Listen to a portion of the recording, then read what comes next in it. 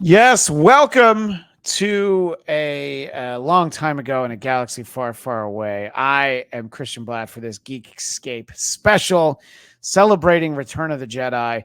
And we've got all kinds of stuff in store for you. Joining me right now is Eric Connor, who has his Darth Vader action figure carrying case.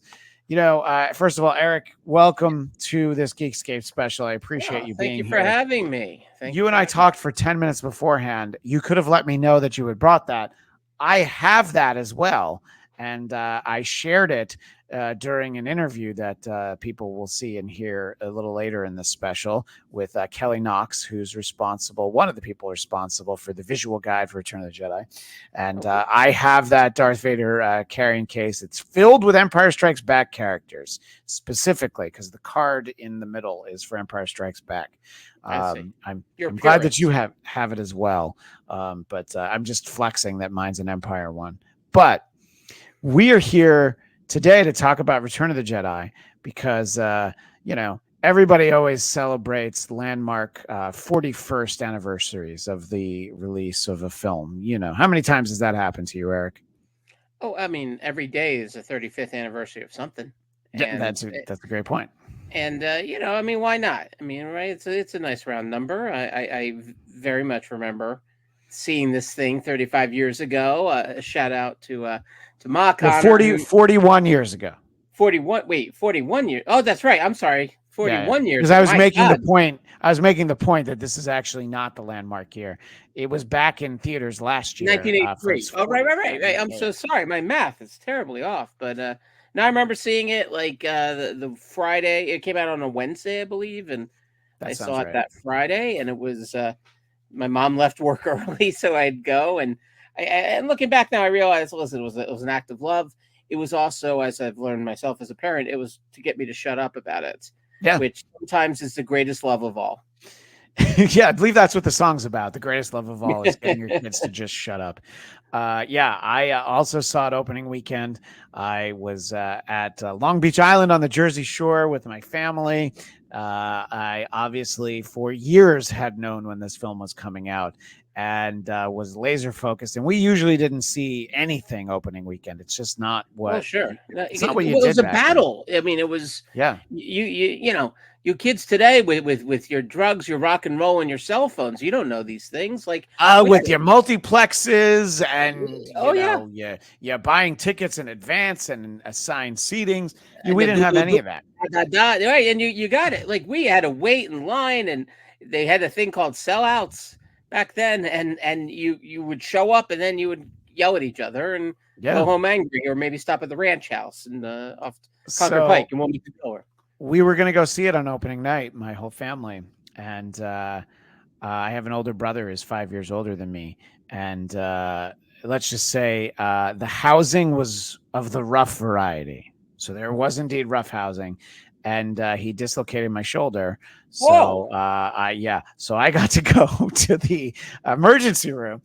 So I also saw it 3 days later. It's just the way. I don't know why we didn't go the next day, but maybe because I couldn't hold the popcorn bucket. I'm not sure.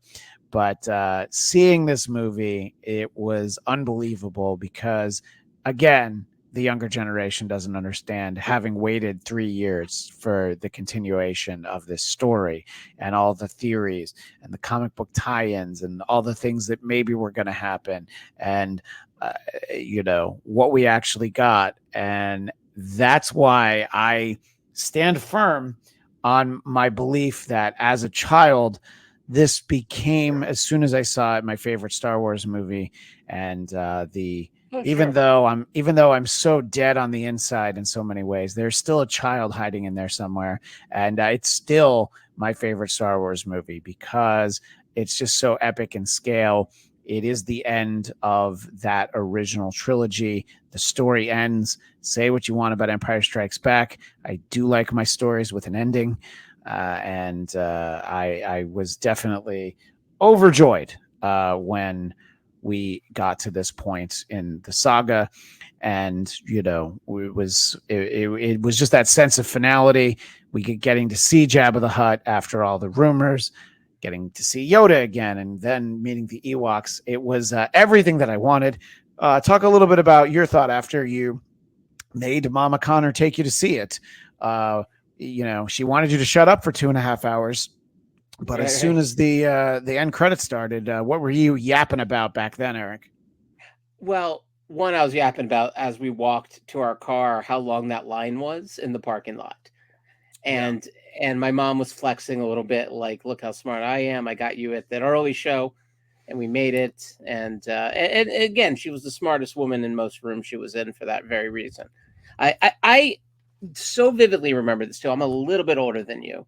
And I know I look but twice as handsome. I said, well, I look a lot older, but I overcompensate. The pop, to use a term, sorry, I know you're not as into wrestling, but the pop of the moment when Darth Vader grabs Emperor, throws him over, that was deafening. And as a kid, I guess it was 83, it was right before I turned 9. That was as memorable as any moment. I mean, you take the, was it On Your Left with Avengers Endgame? Yeah.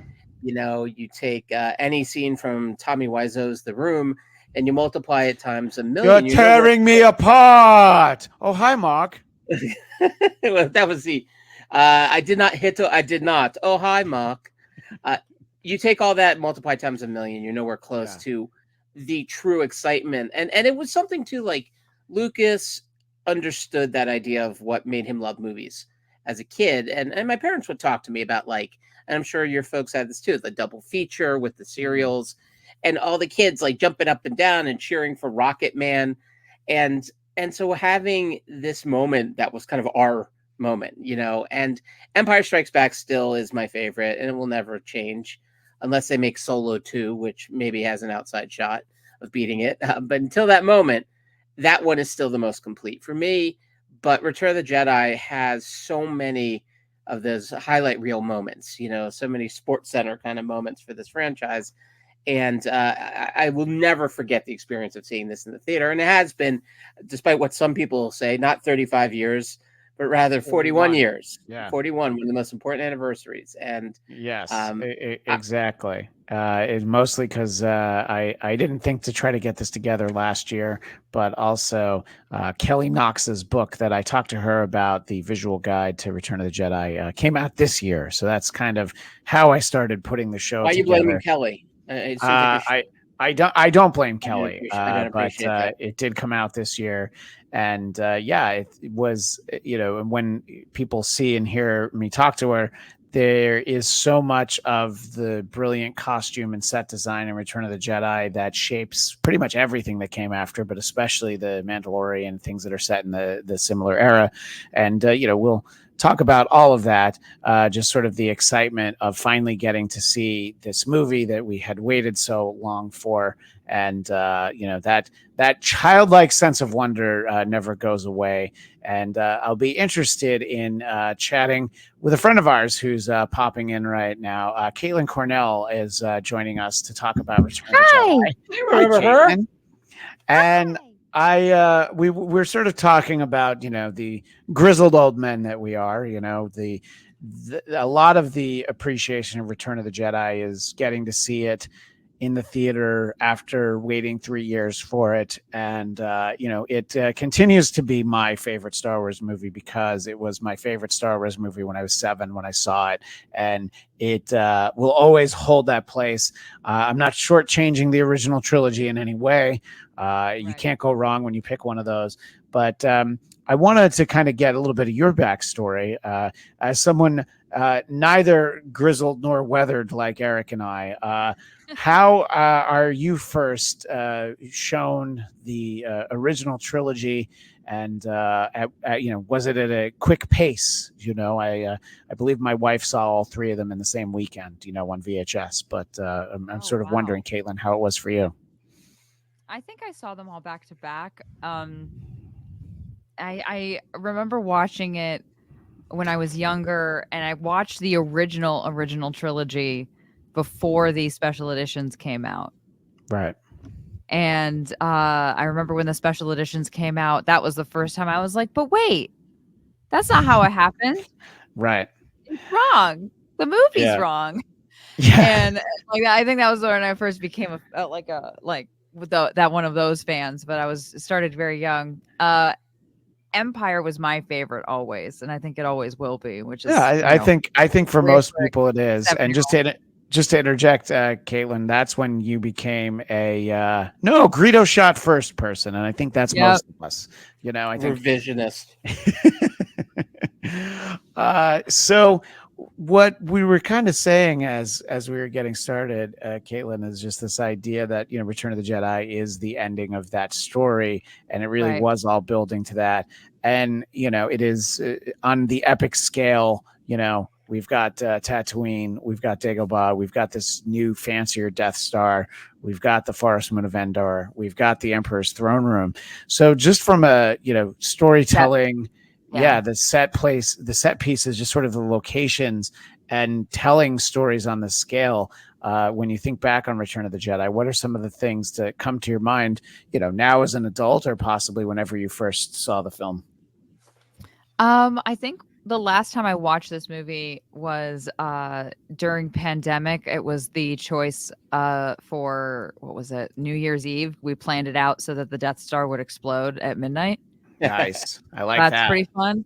Yeah. That was a good way to do it. But what struck me was the contrast between having the daytime scenes on the moon of Endor contrast with the kind of harsh evening lighting, which they're in space, but like it's night it's like the darkness of the Emperor's throne room in contrast with the Forest Moon of Endor that is mostly during the daytime is all of those battles. Like they don't try to do like a night battle thing. Like, oh yeah, of course we're going to try to attack it at night because, we might not be seen or whatever. It's like the kind of brightness of, these cute little Ewoks and, the Forest Moon people, and you can see everything in the battle that's going on. So no one's really lost versus the conflict that is happening of the battle of wits between the Emperor, Luke, and Vader over Anakin's soul in a way. So it's this kind of like beautiful contrast between those two settings that kind of allow that kind of epicness of the battle to take place. Yeah, I think that obviously there's the, sort of the surface level, almost superficial storytelling that me as a 7-year-old was blown away by. But yeah, as you're sort of going back to watch it. So the most recent time I saw it was last year. It was back in theaters, and I took my son Felix to see it. Yeah, and he had seen it previously at home on Blu-ray. But I wanted him to see it in the theater, and every time I see it, babe. Yeah, right, exactly. And every time I see it, I'm kind of struck by, just the different levels. Obviously, the tremendous script and directing, but also, I mean, we touched on it. Just some of the set design, some of the locations that we get, and the creatures. And let's start with Jabba the Hutt. Just sort of what we're getting in Jabba's palace. Just the variety of characters. The living ish out of me as a kid. Like I was like not. Like that's the problem with you adding that scene in the special editions in Right. What was the New Hope? A New Hope, comical, and like that's not the version that like the laughter that the deep belly laughter of oh no you can't do that no it's just so and honestly like every time I feel like I don't know if any other woman listening feels this way, but anytime like you feel like a creepy guy hit on you, I hear that laughter in the background. Yeah, let's not let it go unsaid that Jabba literally licks her face at one point. Dude. And yeah, and when my when wife still, that outfit she's in, she's never had any of that for her whole life of watching that movie. She just is like, oh come on. Even when she was like a little kid seeing the movie, she was pissed off that they put Leia in that getup. It was a choice. Yeah. Listen, I'm okay with it. Yeah, I'm okay Jabba, like that's how he rolls. No, but also that the fact that it's like the whole point was to put her in something. One, I don't think it was always meant to be like, oh, it's just for the teenage boys so they have something to like get their rocks off to. But I do think it was meant to be shocking and like totally not Leia. so And that also- when she takes the chain and Yeah, like, that's it. Right. She's defenseless. like she's taking it back in a Right, way, right, and it's right. like that was the kind of arc of that costume. It's Yeah, like no, Viggo it's like- Mortensen in that nude fight in Eastern Promises, right? It's like you God, can't get yeah. much more defenseless than that outfit. And Well, it's then just the she, of course, turns contrast on their head. from when we first meet her in A New Hope as, Princess Leia. And then earlier in this film, she's impersonating the bounty hunter, Bausch. And, it's like, and Your yeah, thug. you definitely have the moment. I think that just so much of the costumes and the set design and the creature department that they had, the practical effects, it all made it feel so real and yes, so incredibly scary that far from a teenage boy at 7, I was like, this is amazing. This could have just been the whole movie. They could have run the credits after they leave. Even the creature that Luke fights, like the detail of like the goo on the teeth, like the saliva, it's nasty. Well, and Yeah. it's that moment when he dies and that big guy shows up and he's crying. The Rancor and the Rancor Keeper, which of course I You believe it didn't was have to do that, by the way, and I just love that they kept it. There's certain Yeah. things that like Oh, sci-fi they're two movies. of them. They're bereft. Yeah. You know? That's their buddy. That's I their get whole it. life. that. Yeah. We Yeah. got a lot I was of animal sad lovers. watching this movie, going like, "Oh, poor guy." And the way his Hey, face he would- drops. He was Right. trying to eat Luke Skywalker, so let's put it Listen, in context. Well, Jabba's going to Jabba. Rancor's going to Rancor. I mean, you can't Yeah, blame the that's animal true. kingdom for being animals. No, dude. And if I could circle back, one thing you brought up too that's so important as far as how you see these films. If you Mhm. saw Jabba in Star Wars, New Hope, and then he shows up here, it has so much less impact. Like the Yes. beauty of not having Jabba for 2 movies. We had heard about Jabba since basically, I don't know, Reel 2 or Reel 3 of New Hope, and we never got to meet him. And we knew this guy was dangerous and scary and creepy. And then when we finally meet him, to their credit, like you're like, well, what could Jabba be that's so terrifying compared to everything we've Right. already seen? And so they went so smartly towards the grotesque because that's not something they Yeah. really did. I mean, No. if you think about New Hope and Empire, there's not much grotesque Everything in was there. like humanoid. Yeah, exactly. And human even looking though aliens, right? Yeah. even though the Wampa in Empire, the snow monster, obviously they went back and improved upon it, but yeah, it was fairly humanoid, and it was And like off all right, camera, mostly Yeah. off camera originally. yeah, Yeah, and a wampa is different than it's a monster. Like, and monsters, especially for people who like watch Witcher and like are into gaming and stuff. Like, monsters are meant to be killed without really any thought behind it. Like, they're meant to Right, kind right. of like, oh, they're coming after me, and so anything that. But like to have a sentient, grotesque being be the like from jump, like the main like bad guy of the first act. Like, yeah, and it has to be someone who scares the crap out of Han Solo. Right. Ye- Han pulls his gun on Darth Vader in Empire. Like that's Yes. Han Solo. Han Solo's a badass. He is terrified of Jabba. Yeah. Not the guy in New Hope though. That guy, I could take that Jabba. Yeah, no, and you're not talking Play that about Jabba. the Irish gangster that was in the original filmed version. You're talking about that was one. my favorite. Yeah, Han me boyo. Yeah, it's yeah. Oh man, No, the window really? is back. Oh yeah, you should look for that. It's like Oh, it's awesome. I hear you've been trying to smuggle me Lucky Charms out of the system. Like, it's not Oh, quite that. It's not quite that, but it's close. And yeah, it's so much better that that scene wasn't in there because we got the reveal. And yeah, and obviously it sort of shapes the expectation because yeah, my son Felix, obviously he's watching the special editions. We of course started with A New Hope and worked our way to Jedi, but he'd already seen Jabba, just a smaller, sillier Jabba. But and we got there's so many great moments. The image that we're sharing for a visual audience right now is is sort of a foreign one sheet, and as with many of the one sheets, Luke has a blue lightsaber. And when I chat with Kelly Knox in a little bit, we talk sort of about that decision to change it to green. And I do remember, Eric was talking about that moment when Vader, I believe that would be a face turn when he tosses the Emperor into, to use one of them wrestling terms. It would be a But face turn. Yes, that would be a face sir. turn. Yeah, I'm very proud of myself because Eric was talking about. We are proud of you. I mean, that's Thank Yeah, you. we are collectively proud of you. I appreciate that. But R2D2's got the lightsaber that he shoots up in the air. Luke gets it, and then it's green when it lights up. It blows your mind because you didn't know it could be that color, And I'm glad that it wasn't on Because every of the poster. sky, right? As they change the color because of the sky. Yeah, because in that sequence, specifically on Tatooine, there's all this blue sky behind him, and it sort of got lost in the image. So the green just looked better. And I'm like, well, I'm glad that.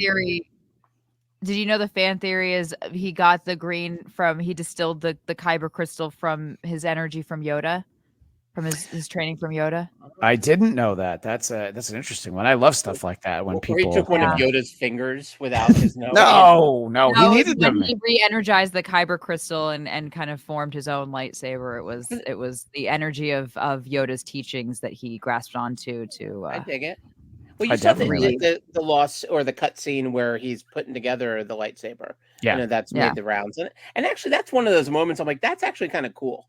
Like that would have been a neat moment as a kid, seeing him just put together a lightsaber. That would have been like, imagine how many more of those they could have sold, even though they sold quite a few. But I think they've sold a handful. Get it? Handful. I actually didn't mean it, but I'm going to pretend that I did and just move Ring on. the bell.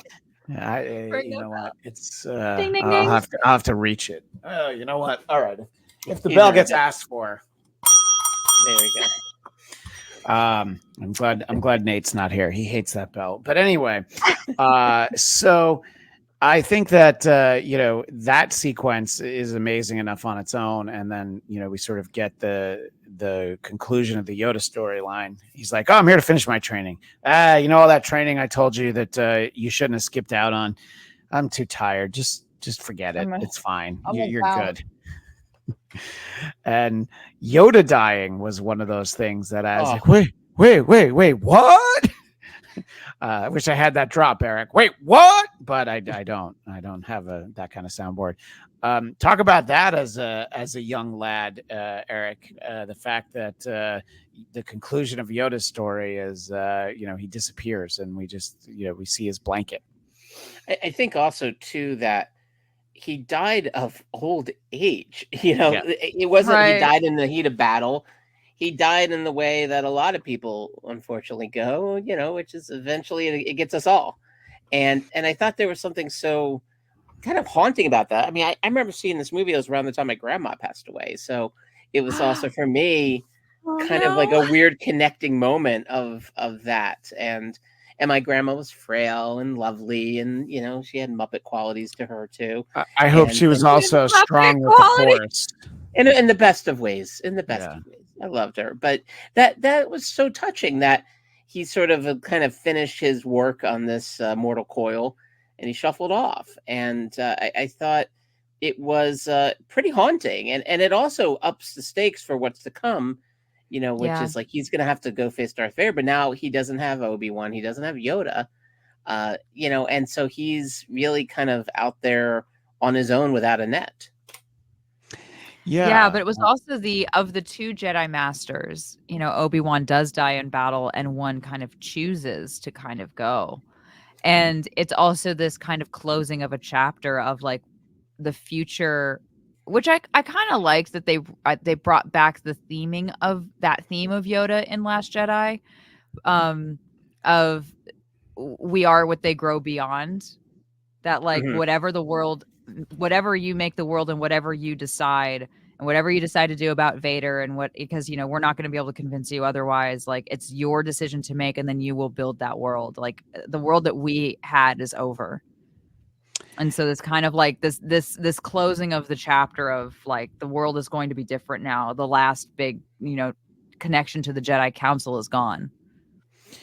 Yeah, I think that you get that sense of finality, and obviously he still also has Obi-Wan to talk to, and then it's the big reveal. Oh, by the way, we figured out a way to deal with the Han, Luke, Leia love triangle. She's your sister, so no more kissing. Okay, that's a little creepy now that we think about it, but we'll move on with that. And I've talked about this before. In an age long before the term "no spoilers," I was yapping my big fat mouth to everybody after I saw this movie. I'm like, and Princess Leia's his sister, just everything. I was telling everybody because I was so excited. Nobody got upset. It was okay. It was a tougher world back then. Christian's not allowed back in New York. That may or may not be true. I can't comment on that, but just Poughkeepsie. Yes, exactly. So it's just sort of the expanding the lore as a kid. So much of it blows your mind, and we touched on it, but I think it's important to talk about the fact that we have not just the Emperor's throne room, which I'll ask you your thoughts on sort of visualizing that in your mind's eye, Caitlin, but also the fact that there's this way cooler, way more complicated Death Star that is not finished, and yet, as we find, fully operational. What are your thoughts on sort of the way that those fully operational? Exactly, the way that those are portrayed in this film. Caitlin. What was the question? Sorry, I was doing Ian McDermott. I know you were doing it. I was so in it, and I thought you were going to continue, and I wasn't going to. Yeah, you were in the moment. You were in the moment. I was waiting for Vader to show up. Come on, Eric, let's go. He might. Yeah, I know exactly. Just the reenactment. Yeah, no, that's the next stream is the okay. Wait, sorry. The live reenactment. So the idea of the throne room and the Death Star, just how they're shown. Yeah. I liked the idea of, and I think honestly, like when I'm writing creepy stuff, like I love shots from behind stairwells because of that one shot of Vader from behind the stairwell, like going after Luke. How slow the scene is paced, and also when they choose to go into shadow and when they choose to step out into the light, or when they choose to ignite their sabers. As the metaphor of like when they're in darkness and how much the darkness is taking over them, respectively Vader or Luke, which is the most important character who is fighting the darkness as it were. But the setting of that and going deeper into the set, knowing that like, because when Luke shows up and you have the throne on top of the thing and then there's space behind it and stuff like that, like that's a throne room, that's like a Game of Thronesy set. But then to know that there's like things underneath it and like around it, like the set keeps expanding, is kind of interesting. Yeah, it's so complicated even for this era of like the early 80s. You're like, nobody was spending this much kind of money on, this much, having the sets be this complicated. I agree with that. And it's just like all visually. And I've touched on this other times, but the red clad Imperial Guard who actually don't do anything. They just stand there and look badass because it's like, you just know you don't need to mess with them. What did young Connor think as you were looking at these things, Eric? Young Connor getting to see the Emperor, because the Emperor had largely just been talked about, and I actually can't remember how much of talking to the Emperor in Empire was they actually, I think, replaced it with Ian McDermott, and maybe they added to that scene. So I have a vague recollection. I don't remember as a kid having seen him much. I know Vader talks to him in Empire, like I'm saying. But so the reveal of the Emperor, this throne room, this fully operational battle station. What did this do to that young mind, sir? Well, you start with the Emperor's guards, which I would say are top 10% in terms of cool action figures. So even as this movie was coming out, like, at age 9, you're not just looking at this as filmed entertainment. You're looking at this as a cavalcade of toys and tchotchkes and whatnot. My birthday falls in June, so I was, this was all ramping up to my summertime birthday, and in essence, like that figure was so cool and mysterious, and it's kind of like Boba Fett. Boba Fett had such great sort of, almost like a reputation before we even knew anything about him because of that action figure, because of that outfit. So the power of costume cannot be denied, and I think one thing too when you see this film now is the practical sets, like you guys are talking about. The idea that it's not just CG but rather tactical. It's things you could touch, and so the costumes, the masks, the makeup, the sets. I mean, they're all so remarkable because you really buy into the reality of them. And just the use of light and shadow and smoke. I mean, really, Empire Strikes Back nailed that with the carbon freezing scene. But really, like the showdown in the Emperor's lair or whatever, his parlor room. Yeah. He was basically it's his.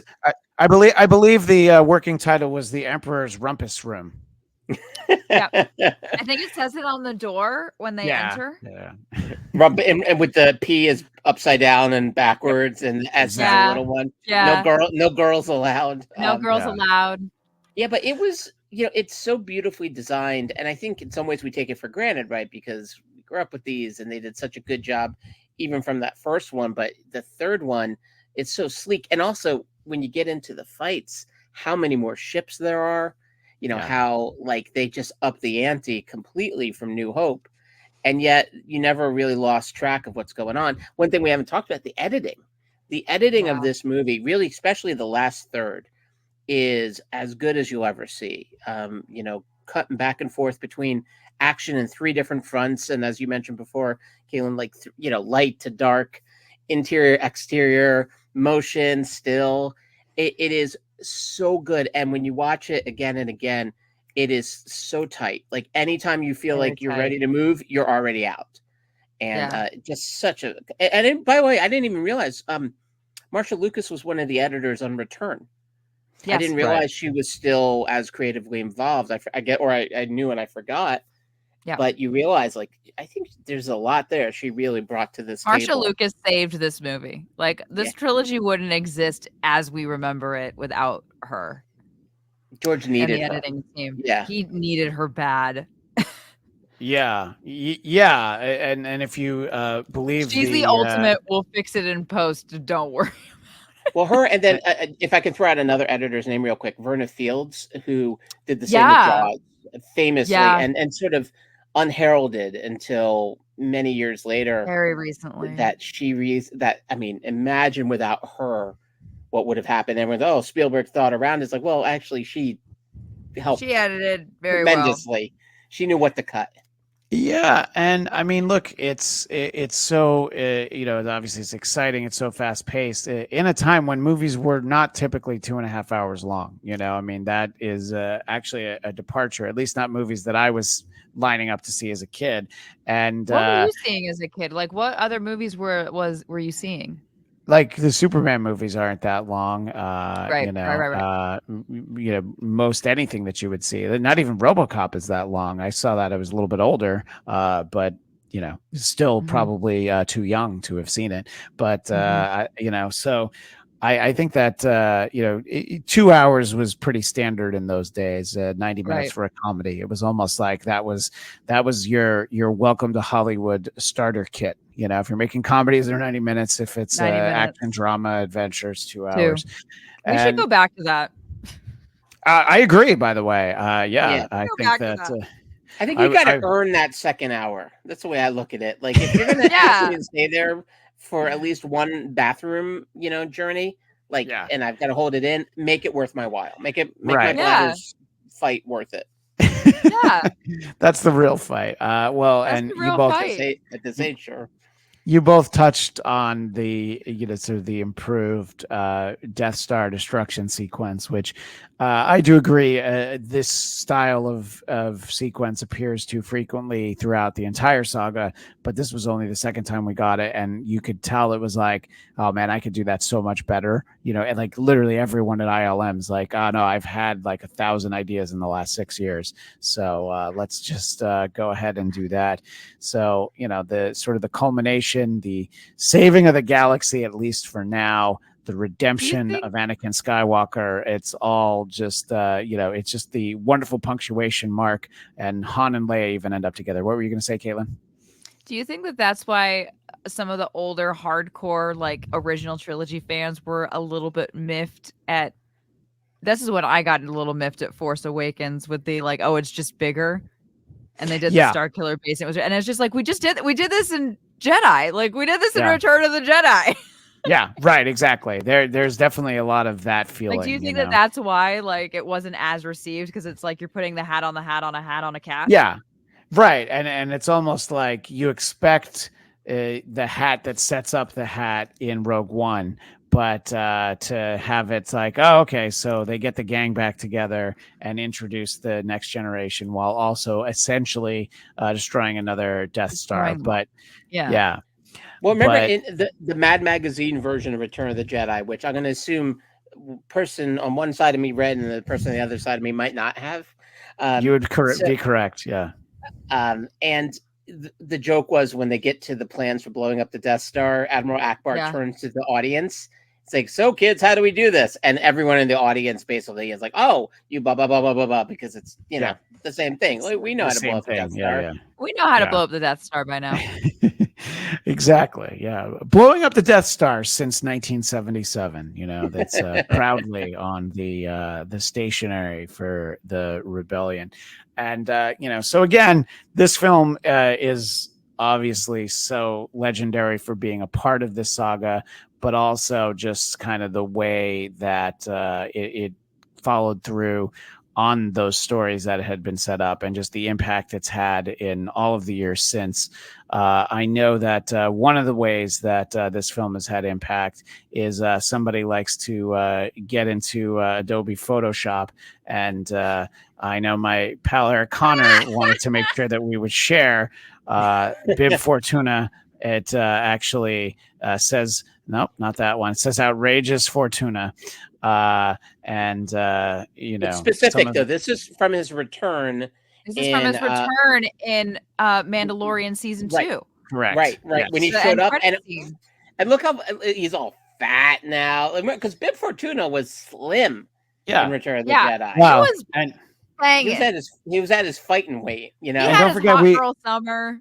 Oh yeah. Yeah. And don't forget, we also see him in Phantom Menace, where he was, he was borderline heroin chic skinny in that one. Right. So and now, obviously Jabba's out, dude. He's been eating all the frogs. He maybe even had a side of salacious crumb, and he's like freaking. That dude is all fat all the time, living his best life, and then Boba comes and shoots him in the head. It's like, oh come on, man! Like let a brother live. Well, and the interesting thing about Kelly Knox's visual guide to Return of the Jedi that people will see and hear me talking about momentarily is just the appreciation and kind of the reminder. Look, I noticed it when I watched Book of Boba Fett, but it was just like, oh yeah, they did such a great job of recreating that set, but obviously just the entire the spirit and everything of Tatooine. And you also sent me a mock-up, or is this an actual Phantom Menace? No, that's real. I have it's Jar Jar Binks in carbonite.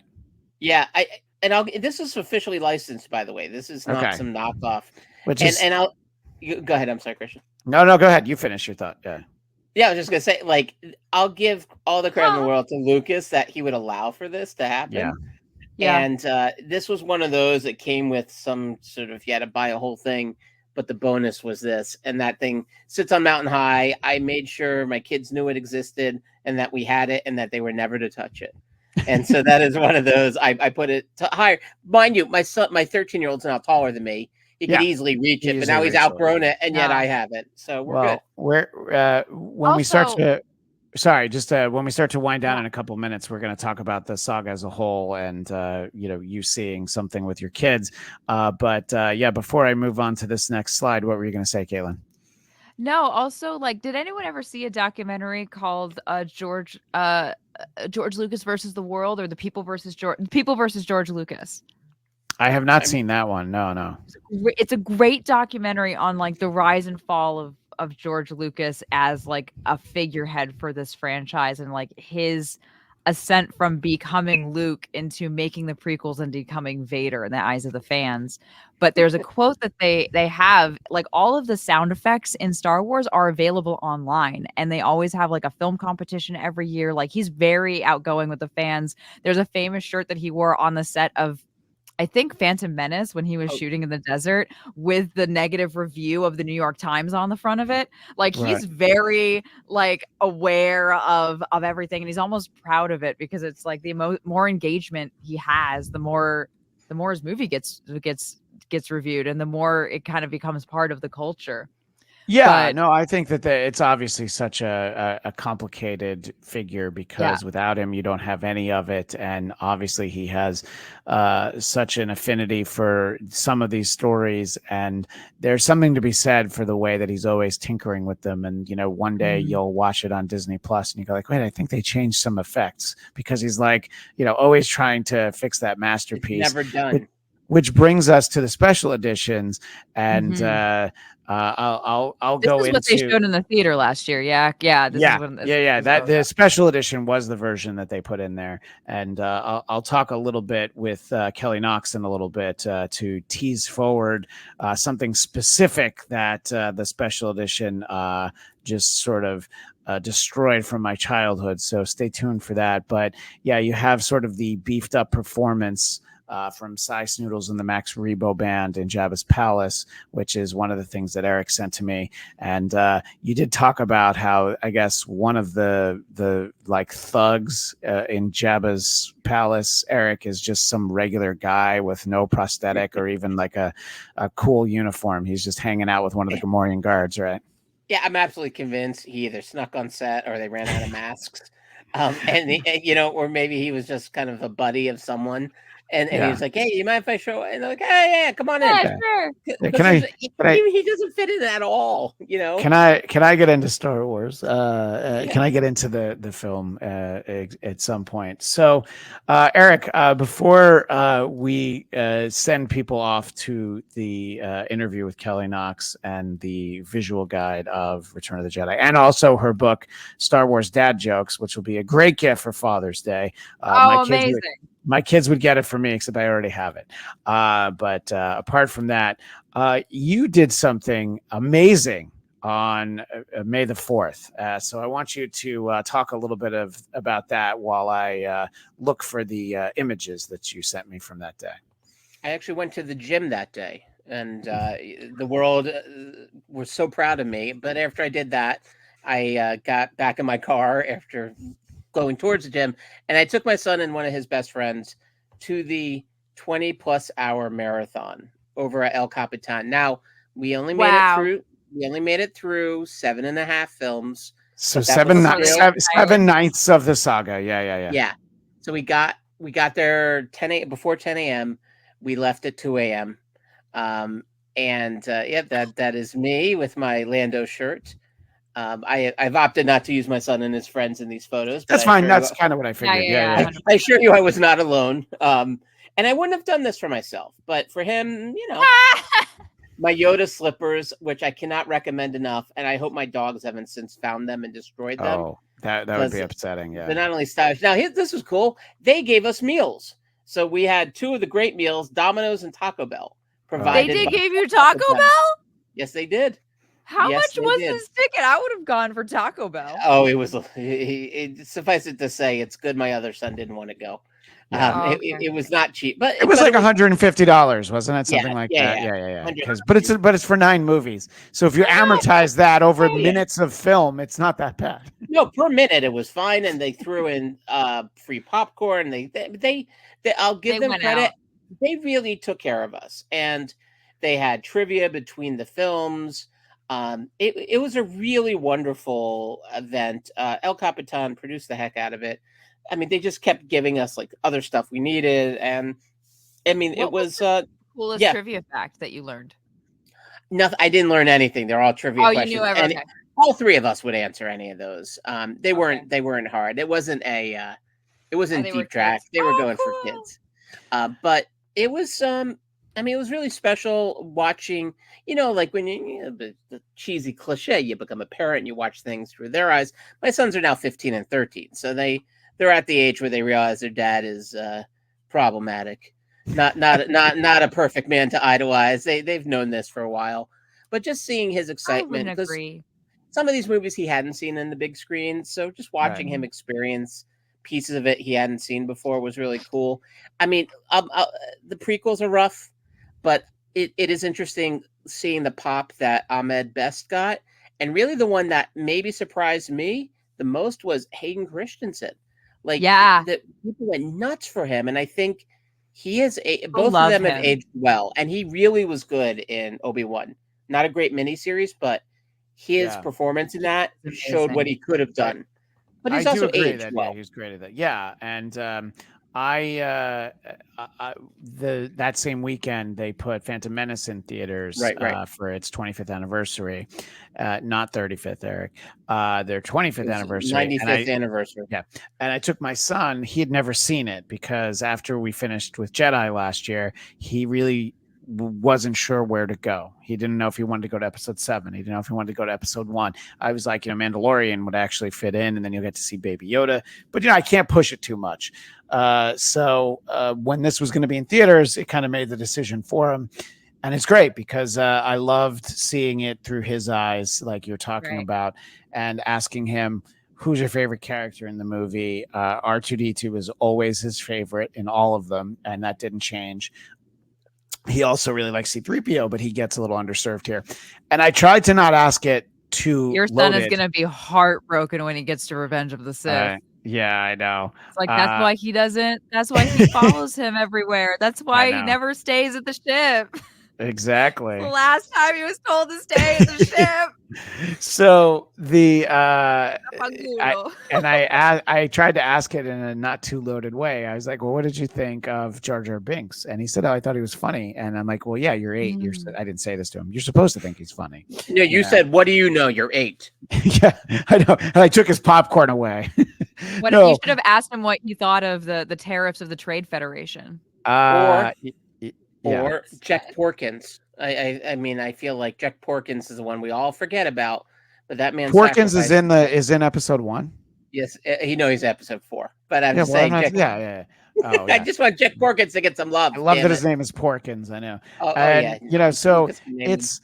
And it's just like he felt how the movie was long, and I'm like, yeah, it is a little long. It didn't necessarily earn that running time, but there's so much trade negotiations, and there's a lot more problematic characters in that movie than I remembered. I remembered the trade negotiators. I remembered Watto, but it was basically like every Gungan, but he loved going to the undersea kingdom because my son wants to be, an oceanographer, marine biologist, something like that. That's cool. Yeah, so he thought that was cool, even though it was pretend. So I was like excited for him to see it, and I'm glad that I got to sort of see it that way with him. It was only one movie, so we didn't have any of this, and I guess this is just a stranger that fell asleep in the back row. Eric, love. He might have died. We're not really sure.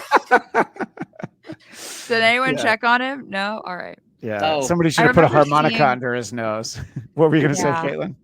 Well, I remember my mom talked about seeing New Hope in theaters. Yeah. And she was like, she and I are huge Star Trek fans. She got me into Star Trek, and I watched Star Trek before I watched Star Wars. And watching those serials and watching just like the establishing shots of the ship, and they're very away from you. She's like, nothing had ever been seen where the ship flies over your head like that. Right. And nothing. Like she had a moment in the theater where everyone turned around to see where the ship was coming from. Yeah. because no one had and it's like the opening moment, and the same thing happened. My seats were like, I was like third row. It was like we were super late getting tickets, but we were third row in the middle because we wanted to be in the middle for Return of the Jedi. And when the Star Destroyer flies over your head, I realized I've never seen it like this. Right. Like I've never seen it where it's like, whoa, and it's like I knowing this movie, been a fan of this franchise for like ever, for 20 years or so, and I looked over my shoulder like a fucking weirdo. Yeah. I was like, where did it go? Oh my God.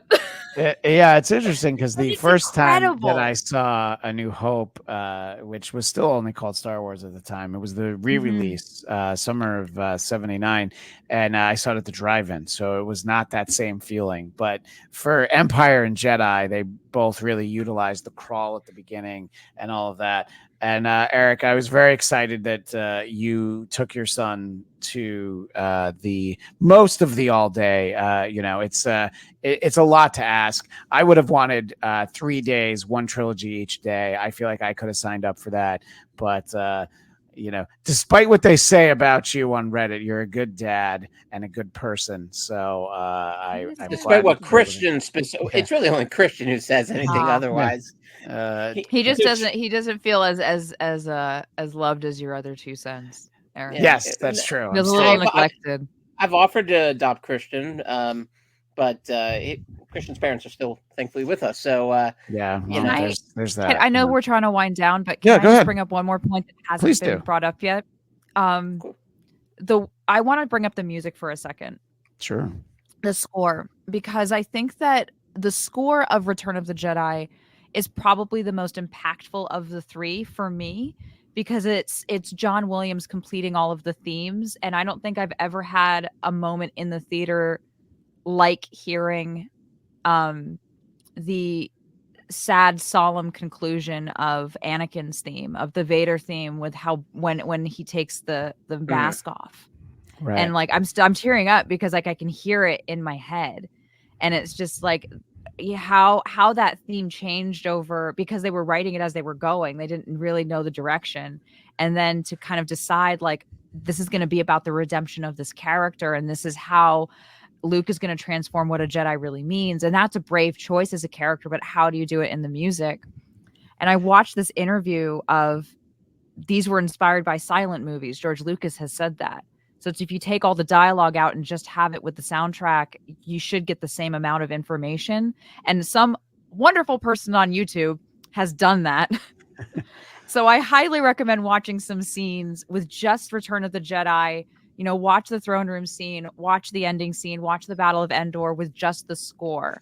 Because we know these movies by now, but see if you feel something more impactful just by watching image and music together. Because John, I don't know, like when I first wanted to be a part of this talk back and stuff like that, I knew that there was the visual book that was coming out, but it's the visuals working with the music is what kind of, I think, brought it to life. And oh God, that makes me tear up. That little music theme at the end, little Vader theme. Yeah, no, I mean, I definitely agree with that. And it's, obviously John Williams is John Williams because of the ability to hit those moments, to do the score for the action sequences, but then also, the whimsical nature of the Ewoks walking through the forest, and the contrast of that. Right, exactly. I had the cassette of this soundtrack, and I would listen to it a lot. And I consider it the only classical CD or cassette that I ever owned is the soundtrack to Return of the Jedi. Well, one thing will make you feel a little better about it all, though, is keep in mind Anakin killed a lot of children. So that's true. A lot. Yeah. I mean, I know he had some hard times there, but it's kind of not a great guy. Can I point out one moment as we wrap here too? Yeah. One of the really sweet little moments that every time I see this film, I have to admit I'm a sucker for. C-3PO telling the story of the first two movies. Because he actually, and there's a moment, and I never noticed this until I was, watching this thing for 16 hours filled with You were 9 hours in. I was mediocre burritos and pizza. Yeah, you were high on Doritos Locos Tacos. No, I was feeling the dust ooze through my pores and my beard. And when he tells that story earlier, I think it's in New Hope, he actually says a line something like along the lines of like, "I'm not much of a storyteller." Right. And then that idea he does say that in the first movie. Yeah, and then Return of the Jedi, he's telling the story, and everyone's wrapped with attention, and it is such this beautiful, unexpected little gem of a moment. It's not needed, right? You if anything, you could have done that in just a handful of seconds, but there was something really elegant and beautiful about it. And I remember they used that in one of the ads when they re-released the videos for like the 1000th time. Yeah. But it is like you realized also just how much there is to C-3PO and R2-D2 as characters. Maybe the neatest trick of all the things they've done in these films is how much they make us care about those two. And their banter is nothing has come close to their banter in any of the other films. Yeah, and then Also, there's a reason they're my son's two favorites, I get it. That interplay. What were you going to say, Kailin? No, I was gonna say, like, to pop off of what Eric was saying, like, it really gave the tone of like we are living in an epic world. Like this is how legends are created, not by the history that is lived, but by the retelling of it.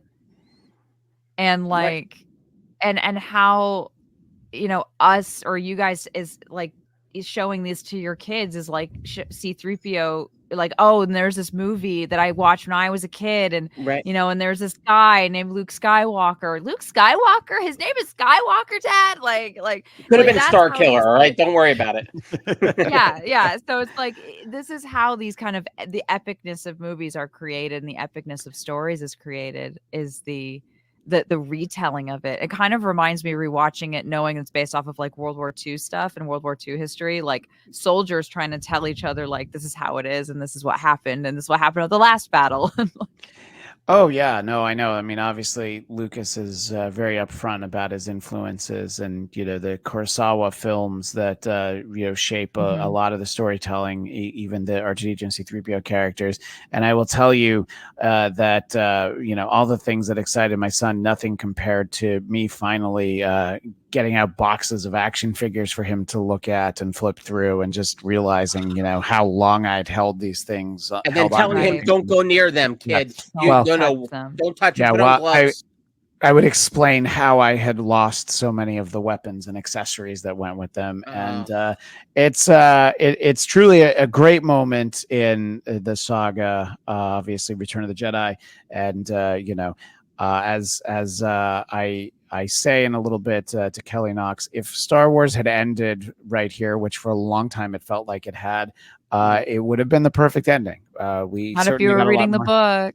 Well, yeah, no, and I did read the Heir to the Empire, Timothy Zahn novels and all that, and those were very important. But for mass audiences, it really was like, yeah, that's kind of where it ended for 16 years. And so it's great to have an occasion to celebrate it, even though if it is the awkward 41st anniversary of the release of Return of the Jedi. But momentarily, you will see me talk to Kelly Knox about the visual guide, which I cannot recommend enough. It is a huge, heavy book with beautiful illustrations and lots of inserts. And I hope that people are able to check it out. Perhaps your library has it if you don't want to invest in it. I certainly understand that, but it's well done, Kelly. It's well worth people's time. But before we go, I want to let everybody know where my co-hosts can be found and what they're up to. Kailin, tell everybody about the show you're working on now. So I have a screenwriting storytelling podcast called Writers of the Lost Ark. And it's on Geekscape. It's part of the network, so it will be. And I have a video essay component for every episode. I'm trying to release every 2 weeks. The latest episode will be about narrative focus by looking at Dune Part 1 and Part 2. But if you'd like to go onto the network and listen to the episode on MacGuffins and interact, I'm trying to create a community of writers trying to write, and writers who are fans of things trying to write, and what we can take from the stories that we love and the movies that we love in terms of how to improve our own storytelling moving forward. Yeah, so that's great. I see that pop up on Instagram, and it's great to have such a wide variety of shows here on Geekscape. For even people who appreciate storytelling and maybe aren't sure how to tell the stories themselves. It seems like it's a great arrow to have in their quiver, as Clint Barton would say. Eric Connor, where can you be found? Well, yeah, I don't know if you're in Burbank tomorrow night. I'm moderating a fabulous event with 3 legendary Burbank photographers as part of my work on the Cultural Arts Commission. I'll plug that, burbankarts.com, if you're in the area. Even if you're in NoHo, even if you're in Glendale, even if you're maybe not Pasadena, but the rest of y'all are always welcome to come hang out Screw with it, us. Pasadena. Well, All right, but if you're in Monrovia, stay there, okay? Yeah. But burbankarts.com, and yeah, thank you for inviting me to play with you guys in the Sarlacc pit. No, I was excited to be able to talk about this in our respective Rancor, Sarlacc, wherever we wanted to get the toys out and put them out and play with. Always fun to talk about this. And you can find me on Twitter and Instagram at ChristianDMZ, and all over the Geekscape YouTube channel with a variety of content like this one. And of course, our Marvel shows and so much more stuff planned. Including some big plans for San Diego Comic-Con. And I was also on a very recent episode on the main feed where Jonathan London caught up with me at Comic-Con Revolution in Ontario. And we talked a lot about what a great con that is. So check that out. But without further ado, I would like to throw it to me talking to Kelly Knox about the visual guide to the film you see right there, Return of the Jedi. Yes, welcome to a Geekscape special. I am Christian Bladt, and excited to be talking to Kelly Knox, who I have talked to previously on my podcast, The Blackcast. You'll find that episode where we predominantly talked about a book still available. Still a great gift for Father's Day, Star Wars dad jokes. We'll talk a little bit about that too. But before we dive into the main focus of our conversation today, Kelly, how are you? I'm good. How are you? I'm doing great. And, we mentioned right before we started that unplanned, we're talking on May 14th, which is George Lucas's birthday. And he's 80 today. 80. So happy birthday to George. Yeah. Yeah, it's there's always reasons to celebrate Star Wars, especially in my household. But the last time I talked to you, I had mentioned that something that was coming up was the 25th anniversary of Phantom Menace, which since then I have taken my son to see it. He had never seen that one. He saw episodes 4, 5, and 6, and then he couldn't decide where to go next. Mm-hmm. He's like, do I go to episode 1? Do I go to episode 7? And I tried to be helpful. And I was like, the Mandalorian is actually right after Return of the Jedi, or close enough. And he couldn't decide. But I'm like, well, we can go to the movies and see episode 1. And yes, there'll be popcorn and an icy. So he was sold. Yeah. And I hadn't seen it in a while. And, there's a lot of things that I always liked about it. But watching it with an 8-year-old, I didn't want to ask him any leading questions. I wanted to know who his favorite character was. And he said the same thing that he does for every Star Wars movie, R2-D2. And it's not a wrong answer. No. I mean, how could you not love R2-D2? Obviously adults have an opinion of Jar Jar Binks that I didn't want him to have. Not all adults, just some. And I was like, what'd you think of him? He's like, I thought he was funny. I'm like, all right. What was your favorite part of the movie? So he liked in Naboo when they went underwater because at almost 9 years old, he wants to be an oceanographer. So even though they're imaginary creatures, he's like, oh yeah, that was the best part. So I'm like, great. And he thought the movie was a little long. And I'm like, yeah, you know what? Most are. But it's fine. It's if we were at home, we could have taken a break, but he hang in there. I took him to see a Transformers movie last fall, and I made the mistake of going a Friday afternoon after school, and he was just out for the entire third act. He just passed out. That did not happen for Phantom Menace. So it's fun to get to do that. So all of that is sort of my way of sort of catching you up on what I've been up to. But I want to give our audience, because this is probably a different audience than the last time I talked to you. Explain a little bit about your background for StarWars.com and how that sort of leads into getting to do books like the one we're about to talk about, the visual archive to Return of the Jedi. Yeah. So I started working on Star Wars professionally on the game Star Wars Galaxies. That was back, I don't even want to think how long ago that was now. 2007, 2008, I think I worked on it. So that was my first professional work on Star Wars. I became a freelance writer when my daughter was born. I stopped working and I worked at home. And so to pass the time with her when she was really little, we would do crafts that I made kind of Star Wars themed. And I started sharing them online. And eventually that caught the attention of StarWars.com's editor. And he asked me if I wanted to make some for the website. And of course, I jumped at the chance. And eventually that turned into writing more features and interviews and all those sorts of fun things. And then that turned into writing books. And I'm very lucky to be where I am. Yeah, no, I mean, and it's great because, when we talked about Star Wars dad jokes, I was planning to talk to you about that. And then I found out that you also had this book. It came out like a week later or something. It was like you had a very busy April, right? You had like 3 books come out. And on our show, Marvel Movie Talk, we'll have a chance to talk to you somewhere down the road about a Marvel book that you had come out. But I was very excited to read that you had done this visual archive for Return of the Jedi, which our visual audience can see right now. And I will it'll be in a thumbnail for this episode for when people listen. Now, when you and I spoke last time, I referenced that growing up, I had always had the Return of the Jedi sketchbook. The difference is that now I found it. Good. Somehow I had 2 of them, and I don't even understand. One of them must have been my brother's. And I mean, even as a kid, so I was 7 when Return of the Jedi came out, even younger than my son is now that I say it out loud, which is crazy. And I always loved stuff like just seeing like, the sketches for what ended up being realized on the screen. That was always cool. But it's like, the ideas of like taller Ewoks, squatter, fatter Ewoks, just the earliest stages. And I always loved stuff like this. So your book comes around 40 plus years later. And I'm like, oh yeah, I still really like all that stuff, like getting to see all the behind the scenes. Yeah. Let's start off and talk about the beautiful cover. The whole book is amazing.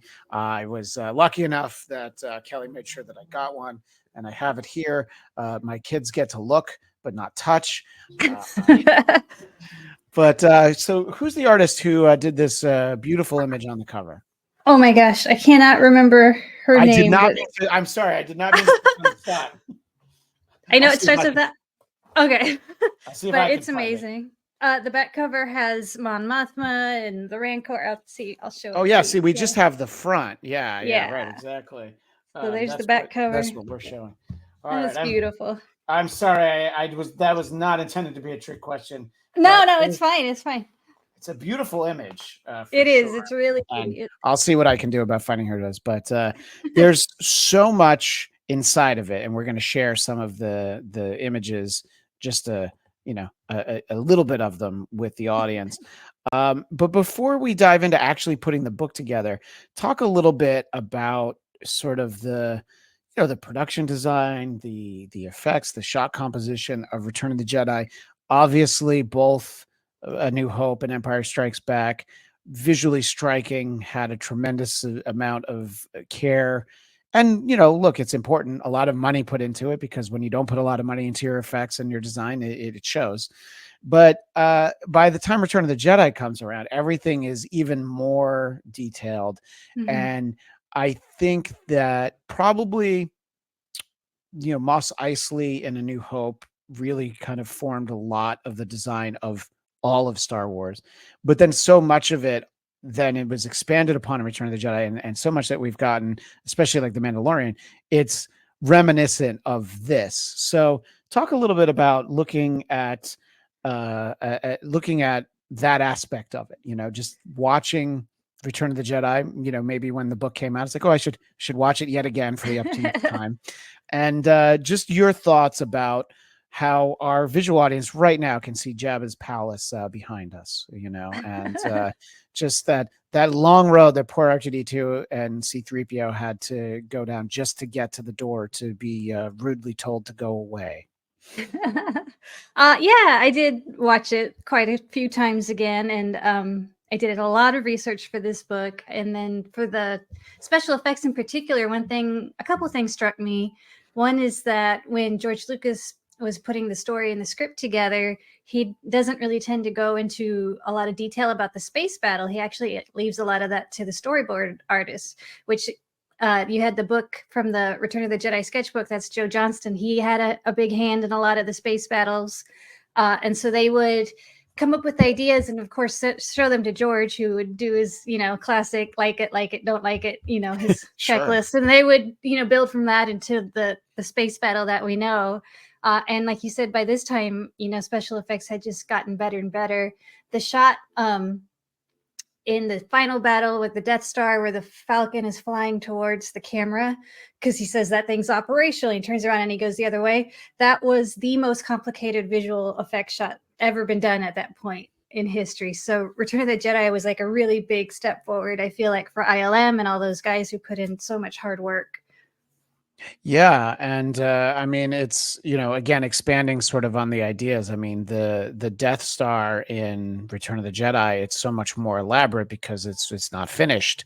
It's not that it was easy to make a model for the original Death Star, but it was like, okay, it's going to be round.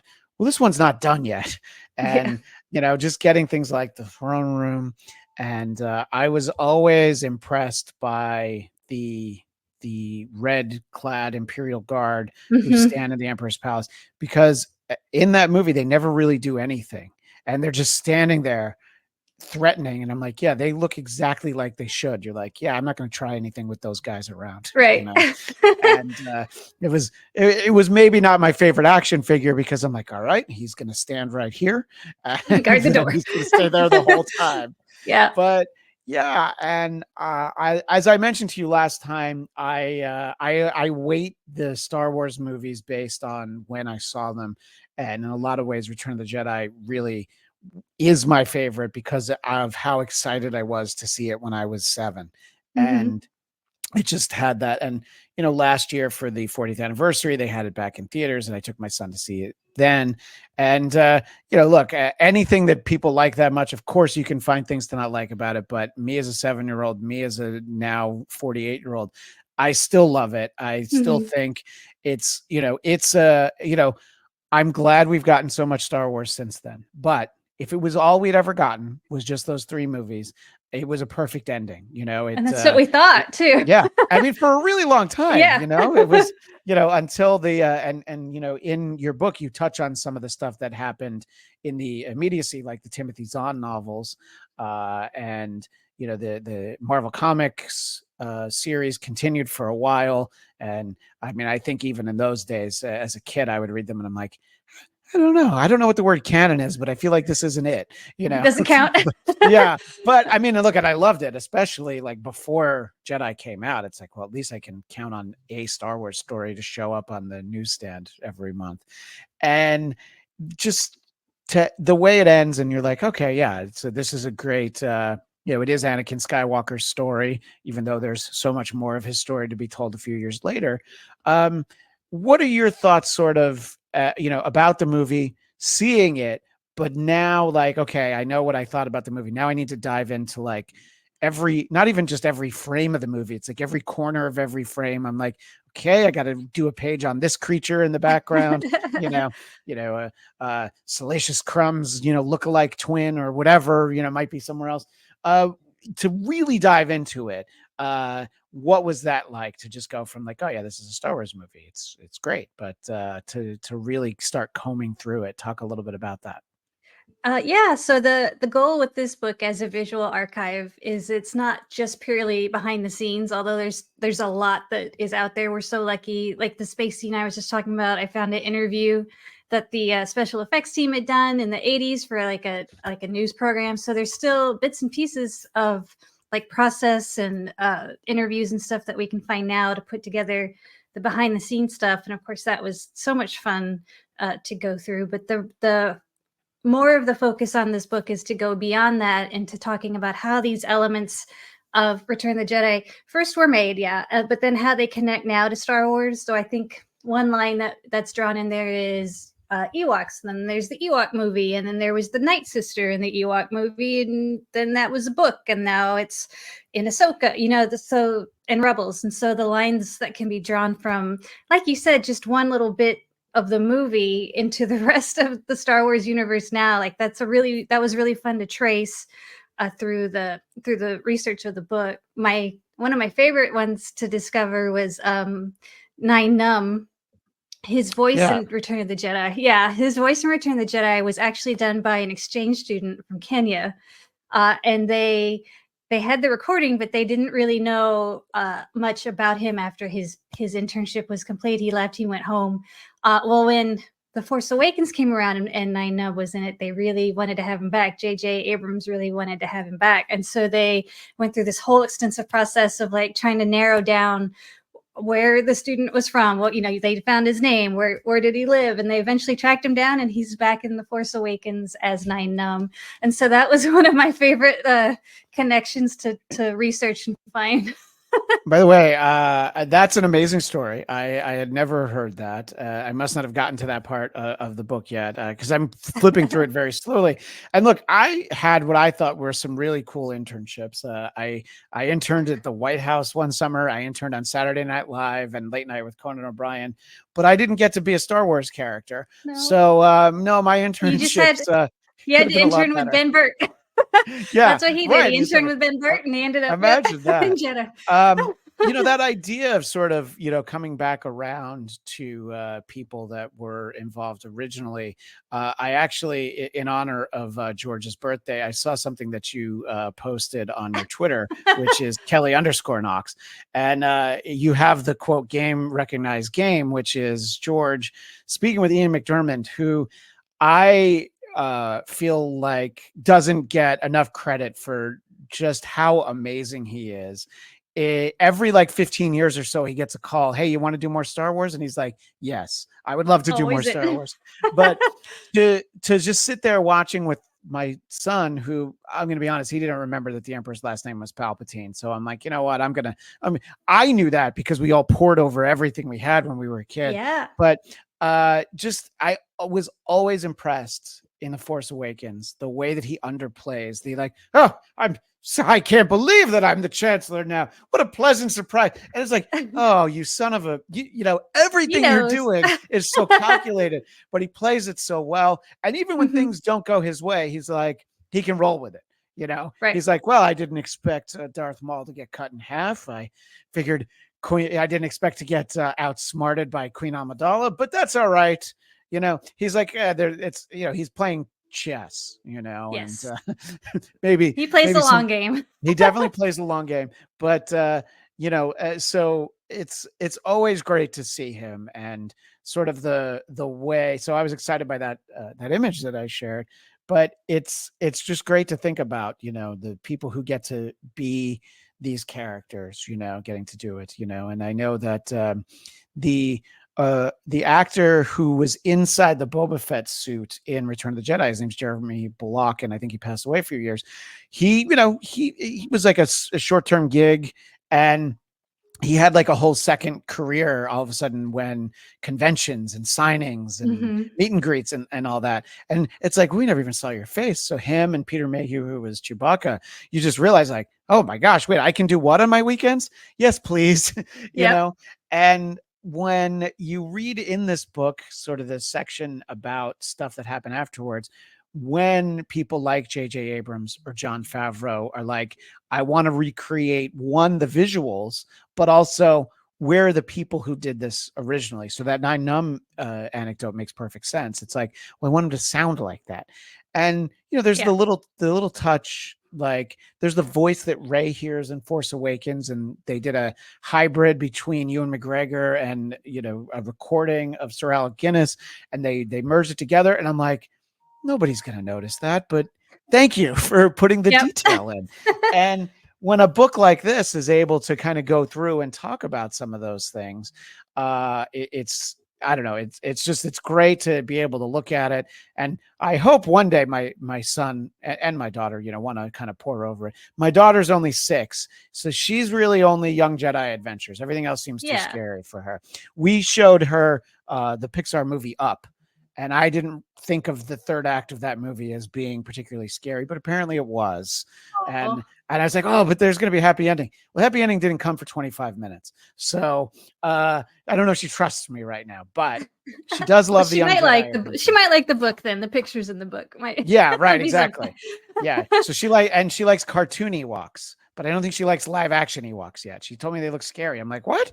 I thought they were adorable. They are but kind of scary. yeah, well, especially like when you see their teeth, even if they're not growling at you, there's just so much to it. So it's interesting because like obviously Empire Strikes Back has the multiple settings. It has Hoth, Dagobah, and then Cloud City.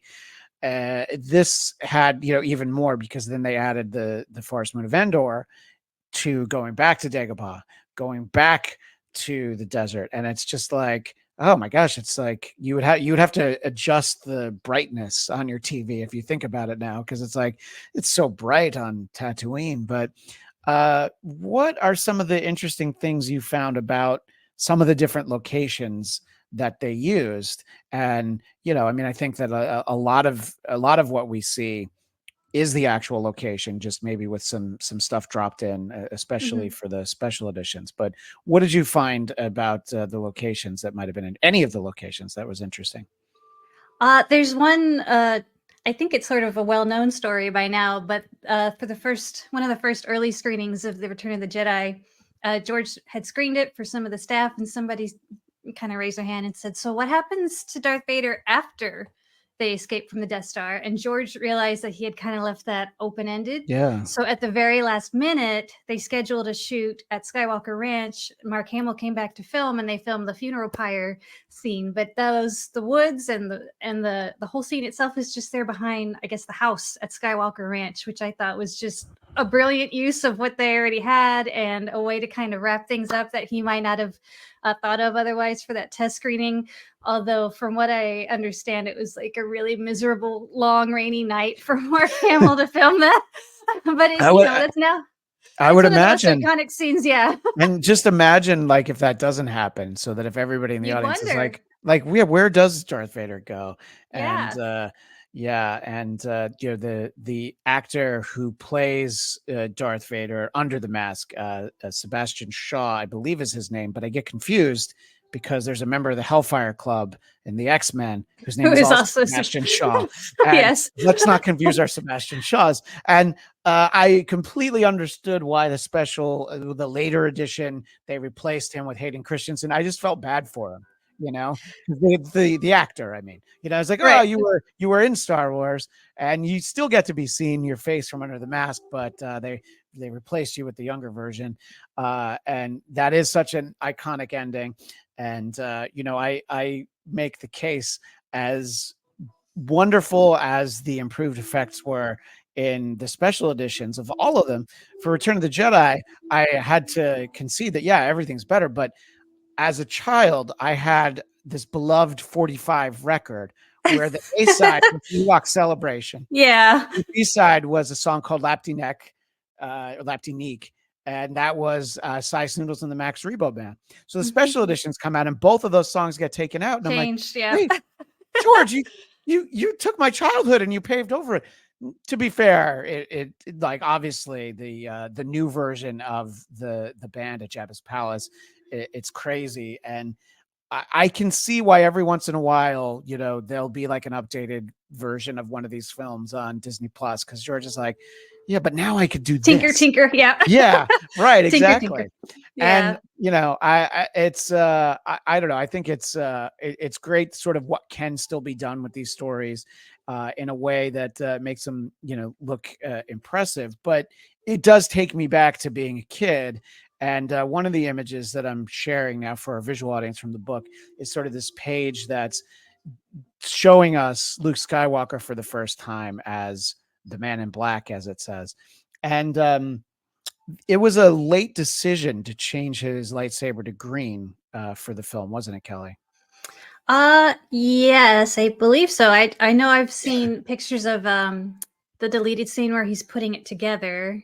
Yeah. I think that's mentioned in the book too. And I think yeah, in the book it talks about how it was going to be, because obviously he loses his lightsaber at the end of Empire Strikes Back.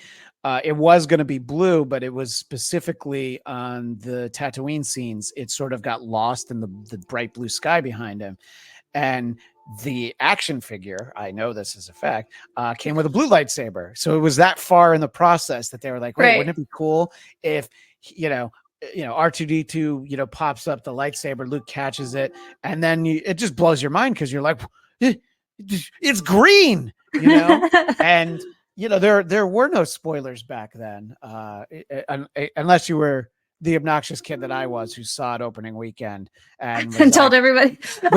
And Princess Leia is his sister. I'm just going into everything, because I'm so excited.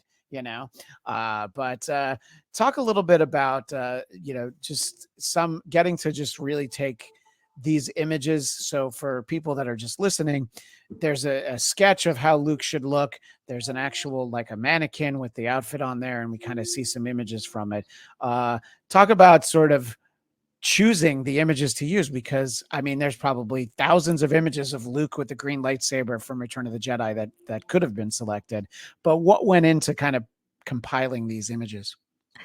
So there was such a big team that worked on this book, and for people who haven't seen it, it is textbook, phone book size, if that's a good point of reference for whoever's listening. Like, it's a huge book. There's a lot of photos, and so by the time I came on board, most of the images had already sort of been chosen. So right. I kind of didn't have to make that decision, luckily, because I don't know if I ever could have finished picking through every single picture. I would have spent months just doing that. So, we had some input on our sections, but yeah, luckily those were already picked for us. And there's tons in here that I had never seen before. So I think I definitely would have gotten lost just in the pictures. And there's also, again, for people who haven't seen it, there's like little inserts and pullouts in the pages. A lot of pages fold open for big spreads and things like that. Yeah, there's things like replicas of invitations to press screening of Return of the Jedi, and a lot of little things like that. And I was looking through the book very carefully. Now, they're kind of like lightly glued in, so you can't lose them. But I was worried. I'm going to lose them. One of the, I think, most iconic and, pun intended, I guess, big reveals of Return of the Jedi is his character of Jabba the Hutt, who I think that George has probably never been happier for having deleted that original scene that they shot for A New Hope, where he's just like an Irish gangster, the scene that they utilized for the special edition, where they added Jabba, a much thinner Jabba, by the way, in this special edition. So what did he do in these 4 years? Like, what was he bulking up? What was the weight program that Jabba was on between the first Death Star and the Star, I know, the second. He's living the good life, I guess, on Tatooine. Eating a lot of frogs, which I don't know where you find a frog in the desert, but that's he probably has them flown in. He would, wouldn't he? Yeah. But talk about sort of stuff like this. Like you said, if you had been given a box of all right, pick 8 images out of this 1,000, I'm like, I don't know how I'd settle on any of them, but just sort of seeing some of the early passes at what Jabba could have looked like, and some that are a little bit closer, but then ultimately what we got, sort of the gigantic sloth that I think was operated by 3 people inside of the suit. Yeah. Well, what was really interesting when I was researching was to kind of learn that a character could have a different. Everyone had a different origin where they would get their name or their look from. Sometimes it was the model shop guys would just make a bunch of masks, and George would walk by it and say, I like this one.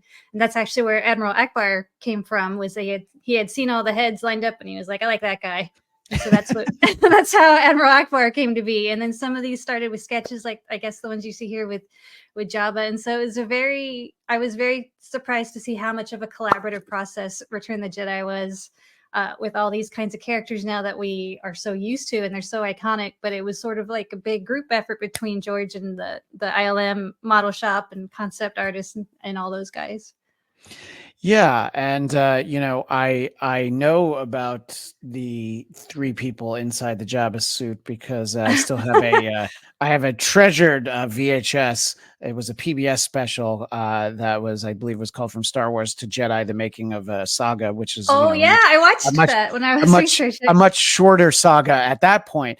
But just like all the behind the scenes stuff, it just like blew my mind. And like, look, like how did 3 grown-ups fit inside the Jabba suit, and all that stuff. And like one guy by himself was the tail. I remember seeing him. Right. Yeah, exactly. Puppeteer the tail. I can't imagine what inside that suit might have smelled like after a long day. And just to circle back, I wanted to give credit to the artist. And I don't know how to say that, but it looks like Ice Anafada perhaps. But of course, you can see that this is coming from Wikipedia, which I should have just gone right there, Kelly, because they, as much as I love Star Wars and as much as I've seen and, the bits that I've read of Star Wars, one thing I would never do well at is like a Star Wars, like Trivial Pursuit or Star Wars Trivia Night, because I'm like, I know the stuff, but as like people probably put up their nose and like, you don't know this character from the background of, this show and all that. And I'm like, I know the names of characters because of the action figures. But I'm like, if Pruneface has a name other than Pruneface, I don't know it because, there's a Hammerhead and Pruneface, and these are all great names, but you feel like they should have had probably something. Sticking with Jabba's palace, though, I wanted to talk about just some more incredible design that went into it, which is, of course, the Rancor pit, which is, again, just such an amazing sequence, especially when you're a kid. And, Star Wars had never had anything like this. This is almost like out of, I don't know, like Jason and the Argonauts or something like that, the giant beast. And the idea that it was recreated for Book of Boba Fett, where we have Boba Fett riding a Rancor. Obviously not this Rancor. We know what happened to this Rancor, Kelly. But to be fair, we also know what happened to Boba Fett in this movie. So I guess no one's ever really gone. Yeah, right, exactly. But a lot of the things that I was reading about Book of Boba Fett, it was sort of what I alluded to earlier, just the importance to Jon Favreau, Dave Filoni, and everybody involved, that it's like, no, it needs to look like Jabba's palace. Yes, we're going to parts of it we didn't go to before, but it still has to look like it. And I love the little touch that Bib Fortuna also, Jabba's right hand, that's not for you, that's for people in the audience. That also just like, oh yeah, it's been some good years for Bib Fortuna, because he's not as slim as he was in Return of the Jedi, and he's not as skinny as he is in Phantom Menace, which only because I saw it a week ago do I remember now that, like, oh yeah, of course he has to nudge Jabba awake. How you can fall asleep during a pod race, I don't know, Kelly, but I don't know. I guess when you've seen a lot of them, that it's just another day for Jabba. Yeah, right, exactly. But talk about some of how the book focuses on that, about how Book of Boba Fett has as a location this place that obviously was, a set that had been built 35 years earlier, and the detail that goes into, like, let's get us a new Rancor, let's recreate Jabba's throne room, and then we'll go into the kitchen, we'll do a lot of that stuff, which the book does a great job sort of pulling on these threads from Return of the Jedi and following them to more recent editions. Yeah, there's so this wasn't my section, but I do know that but I do know that 88, the droid that's in Book of Boba Fett, was another character directly pulled from Jabba's palace. Yes, which I know that character because I had the action figure. Yes. And in Book of Boba Fett, he works at, I don't know if it's at the same cantina, but he's like a bartender, 8D8, that's you can't put a good droid or a bad droid down, Kelly. Even an evil droid can be I love him in Book of Boba Fett because they got Matt Berry to do his voice, which was just a perfect fit. But yeah, so it's great to have a book like this where you can trace those kinds of characters where you're like, that guy, I thought he looked familiar. And then you can find out through here, like, oh yeah, that's where he came from. Like you said earlier, like the smallest characters, you know, they still find a way to bring them back. And I really like that about the current Star Wars that we get now. Yeah, and you know the book focuses on things like obviously disguises. So you know, early in the film we have Princess Leia as the bounty hunter Bausch, whose name's never actually said, but again, if you had the action figure, you knew. And then Lando had his disguise, which I was thinking about it as I was reading. That it's like it has to be like a convincing disguise, but we as the audience also have to know when he pulls it down. I'm like, oh yeah, okay, that's Billy D. Williams, you know. And it's interesting to think about, and it was one of the things that surprised me in The Mandalorian that Din Djarin had no idea who Luke Skywalker was. And it's not that it's hard to believe, but you just wouldn't have thought of it. But he's like, yeah, I don't worry about all that Jedi stuff. You know what I mean? He's like, no, so it's like, all right, maybe not everybody knows Lando Calrissian, but you know, Boba Fett might. So you got to have a good disguise. And you know, I think that some of the even like one of the earliest designs of that Lando costume, it's like, oh yeah, it might as well be what they ultimately did. And that's, you know, some of my favorite stuff to look at in this book, you know, is just sort of, you know, the sketches and as they go through it. What are some things that, you know, are sections that you put a lot of time in that jumped out, and I'll see if I can share anything from it. I have so many images from the publisher that as I talk to you, I'm like, is this the right one? No. That's all right. Let me think. So the space battle I talked about, the Emperor's throne room. I'm gonna put up my favorite while you think about it, which of course it does go back.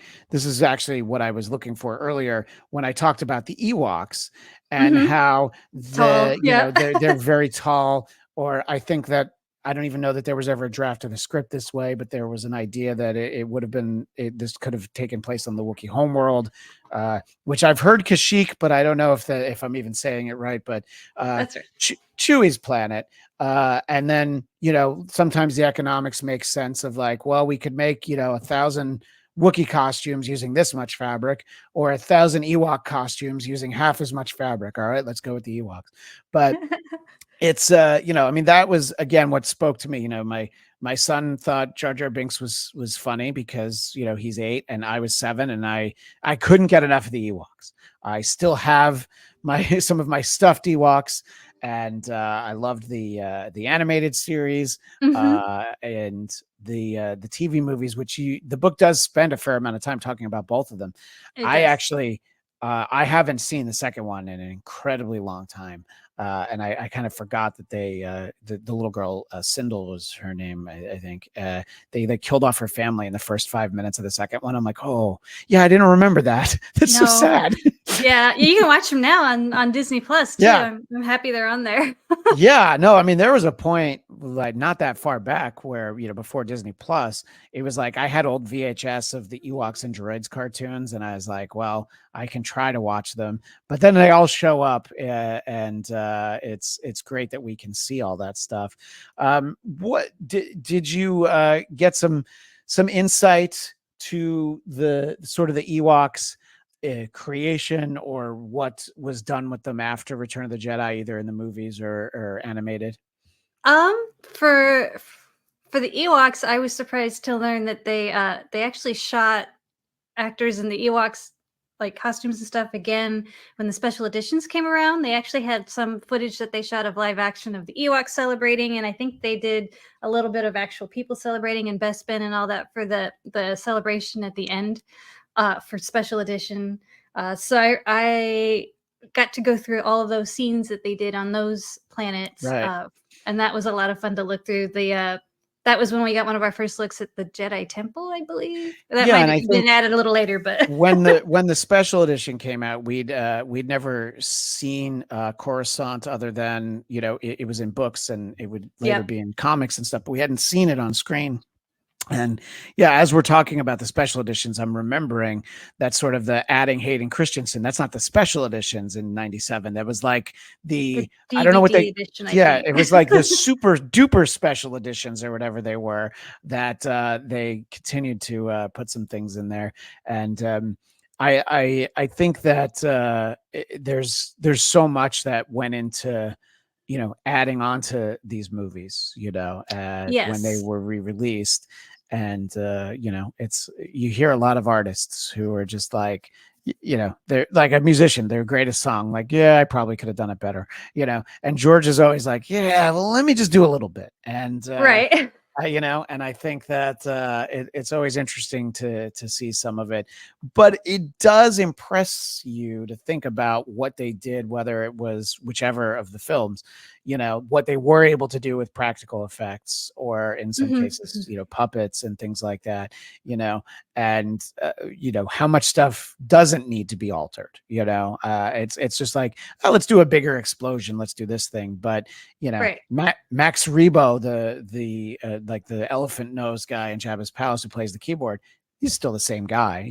It's you didn't really need to change things like that. No, I think he just George Lucas just wanted some sections to be just a little bigger, like the celebration at the end. He really wanted to show like the whole galaxy celebrating, I think, and that's where we got eventually the Coruscant scenes that Doug Yeah. Chiang, who did all the designs for Episode 1, he was involved in adding Coruscant to the end of Return of the Jedi, which is awesome.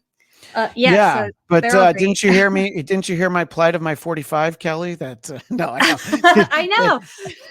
It's funny though. It's whichever version you grew up with, I've discovered is the one that you prefer. Like I'm old school too, so I like the original lafty neck and Yeah, Ewok song. But kids who grew up with the special editions, that's all they know, right? my wife's a little bit younger than I am, so she was born in 1983. So she the first time she saw all of them, her dad had her and her sister sit down and watch. It was when the special editions came out on VHS.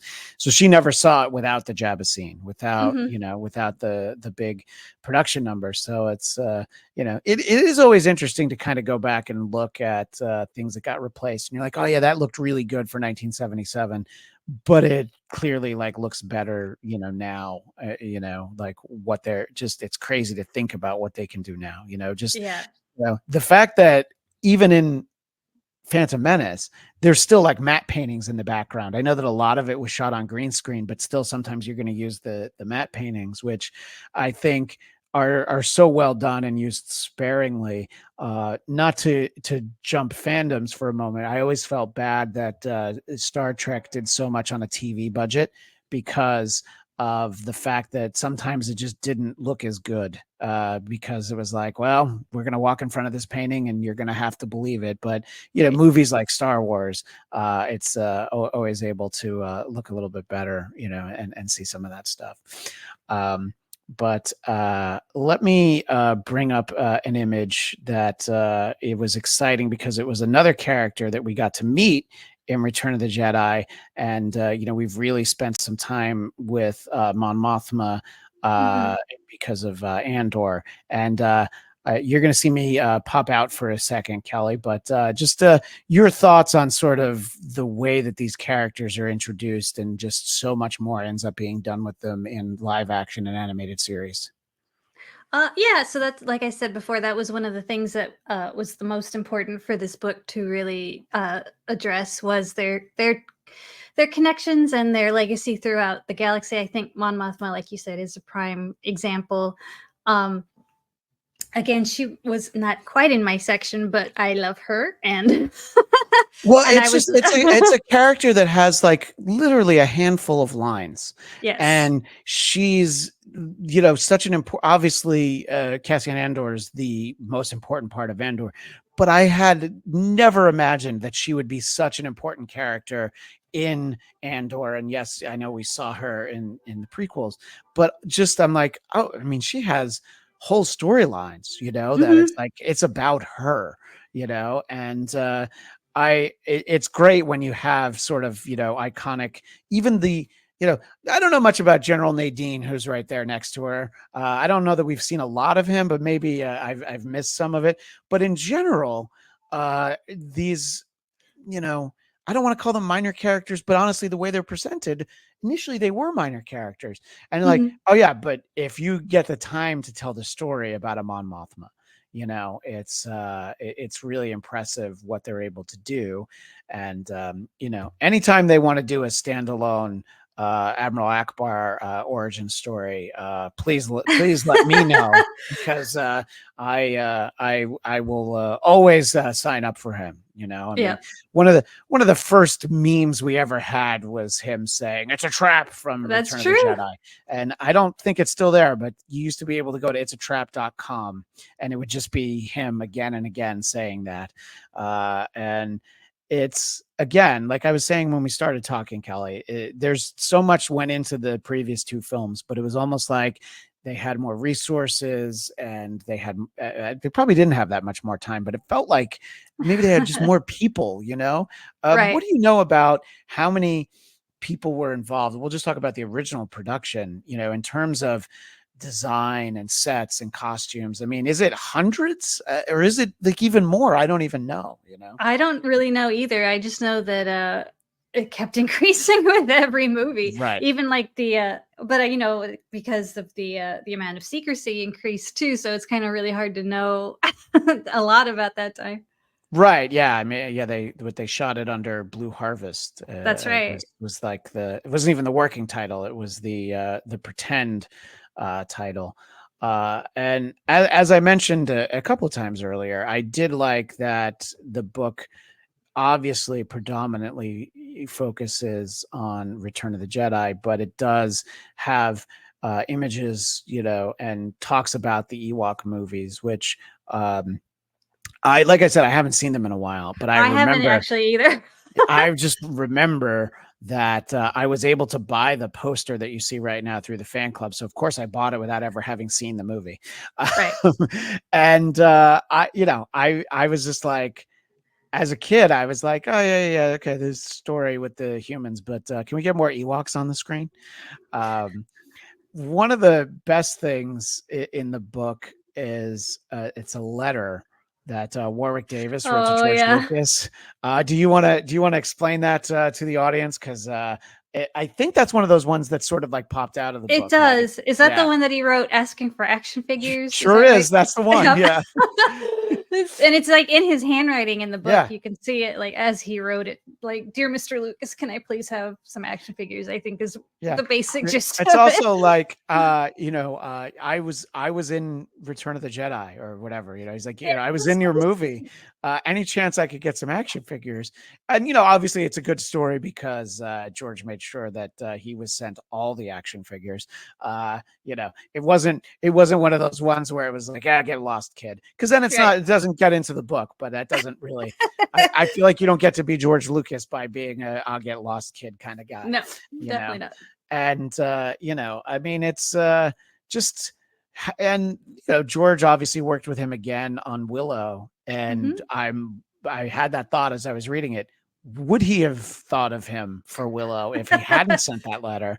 You know, and you know, we see him other times. I was reminded again in Phantom Menace, we saw him Yep, not he's there. dressed up as anyone, but he was just, you know, in casual clothes. And I think George's daughter is on Tatooine as well. It's one of Anakin's friends, and it's I don't know. It's as fun as it is to have a book that celebrates Star Wars, and as fun as it is to talk to people about it, it's tough sometimes because people always want to let you know what they don't like about something, you know.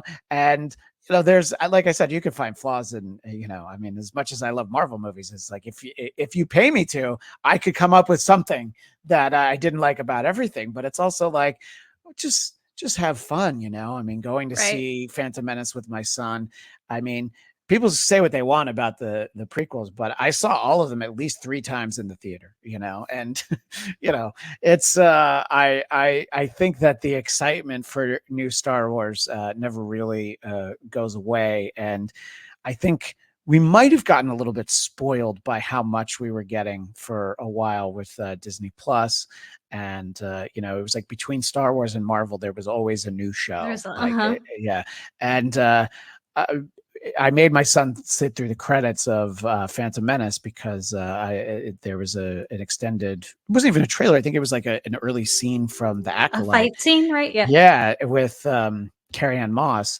And I thought it looked great, but then I did jokingly refer to it as Star Wars Matrix Revolutions because it's like got some of the slow-mo stuff that we know her from the Matrix. I haven't seen it actually. That's cool. Okay. Well, I haven't spoiled anything. Don't worry.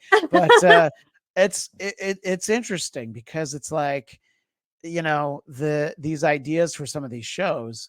Obviously, like Ahsoka was a character who was established in the animated series, but you know, when we get, you know, your seemingly minor characters like Cassian Andor, and it's like, oh, we're gonna do a Mandalorian series, but not with Boba Fett, you know. And then it was like we finally got Boba Fett, and then everybody's like, okay, yeah, but let's see more of him with the Mandalorian, Mando. you know. And yeah, let's see him with Mando. And hey, where's Grogu anyway, you know? And it's I think that it's fun to be able to, as long as you can nicely and affectionately talk to people. I might have a Star Wars film that's not my favorite that I try to kind of, that people know, to have that I might try to wind them up sometimes by talking about. I wasn't a huge fan of The Last Jedi, I'll just say, just so that you know what I'm talking about. But and it's also like, oh, okay, yeah, he's just saying that because there are plenty of people who are like, it's in some cases it's their second favorite Star Wars movie after A New Hope, and I'm like, great that people are able to find these things and that we can talk about them, and they mean so much to us, you know, that all these characters mean so much to us.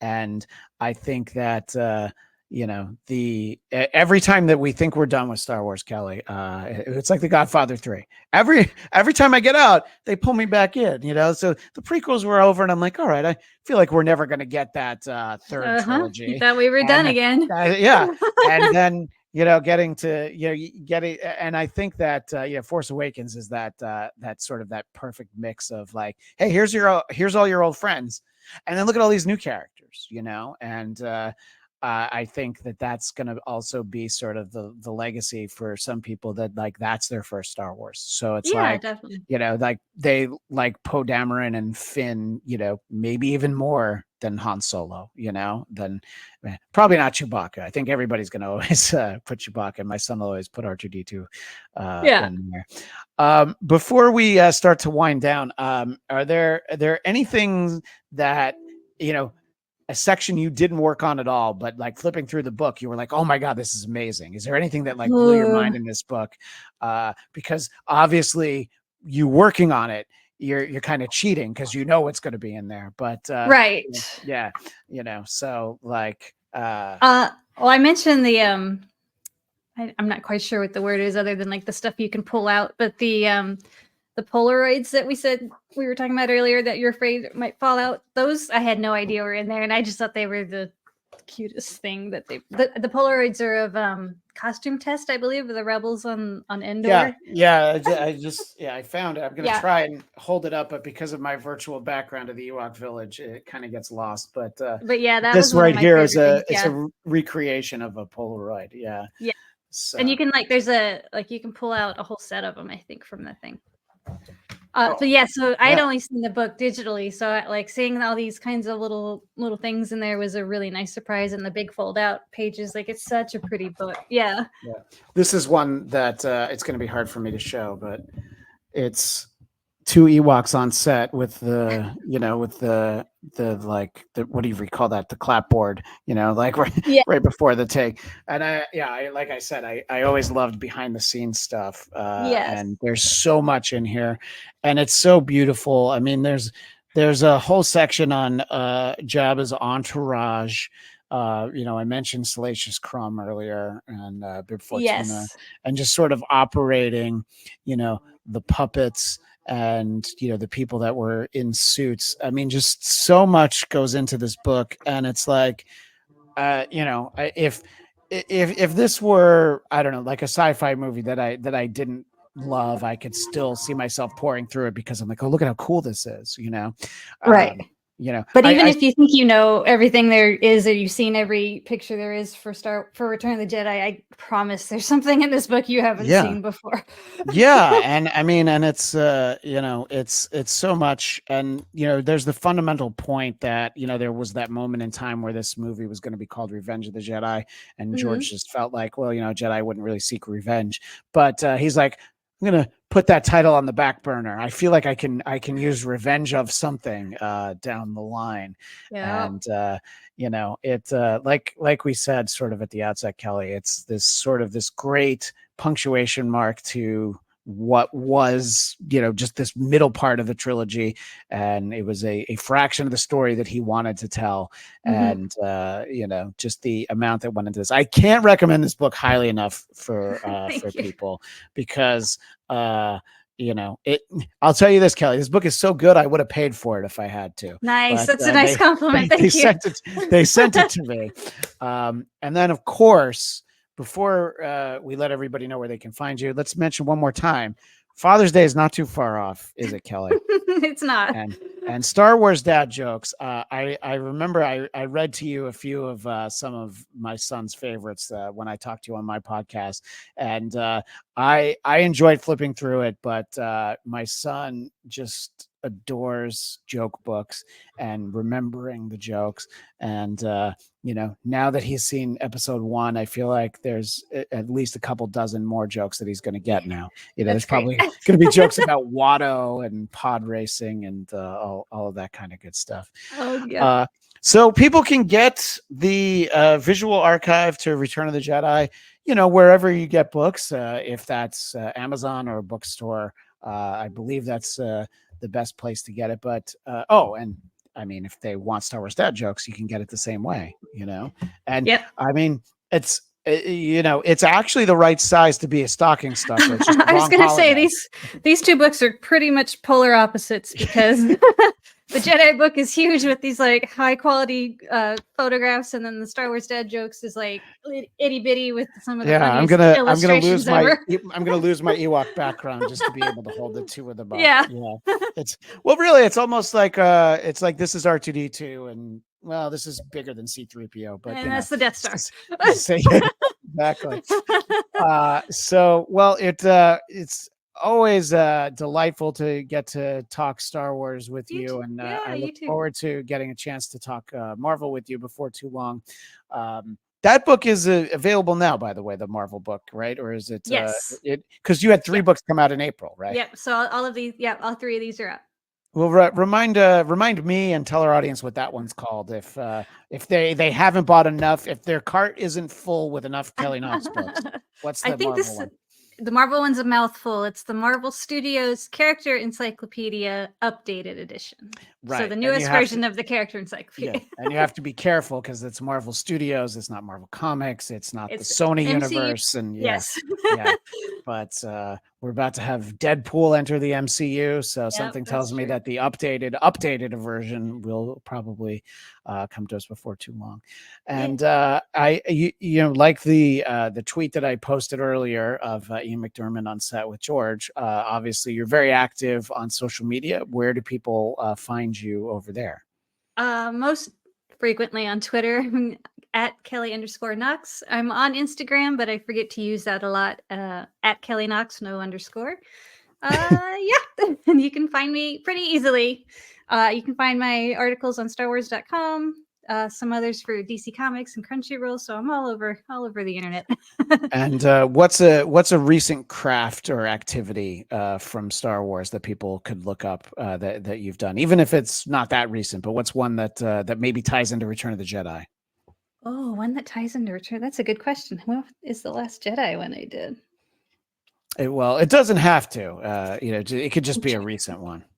The most recent one I did was for the Bad Batch final season. I made the little doll that the little straw doll that Omega makes, and eventually one of the other kids ends up with. I was so happy to see that doll come back. But you can make your own little straw doll with the instructions on StarWars.com. Yeah, I mean, and the Bad Batch just ended, and Mhm. and all the stuff that I was listing, I didn't even remember to mention that. Yeah, there was also yet another animated series that people loved, and it's all on Disney Plus. That's Yes. the beauty of it, and but not the visual archive to Nope. Return of the Jedi. You cannot get that on Disney Plus. You have to get it from a book retailer of some kind. Kelly Knox, thank you so much for being so generous with your time. I tried to keep my nerding out to a minimum and didn't succeed. I never came up with a good excuse to tell you about why I had gotten my Darth Vader carrying case that after I took my son to see Phantom Menace, I was like, all right, well, let's take a look at some of the stuff that I have. And yes, Oh, it's filled with Empire Strikes the Back era figures. figures. The, Yes. the where's he at? Vader behind me here. He's from the 1983 Don Post line of helmets. So that's the Return of the Jedi Oh Vader yeah. back there. Yeah.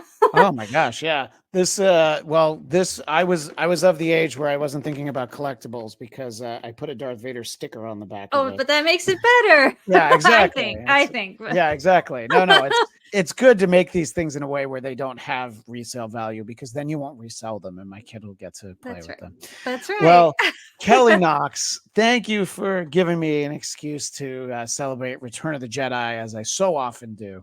And I look forward to chatting with you again. Everybody check out the visual archive to Return of the Jedi, Star Wars Dad Jokes, and subscribe over here on Geekscape. You can check out our show, Marvel Movie Talk, for our live audience. Tomorrow, we'll be looking at the season 1 finale of X-Men 97, which, as we're recording, hasn't aired yet. So I have no idea what we're going to get. Although I have some ideas from the way episode 9 ended. But that is all the time we have for now. Thanks again to Kelly Knox. We'll see you soon. And in honor of George Lucas's birthday, I'll wish you a very fond, may the force be with you.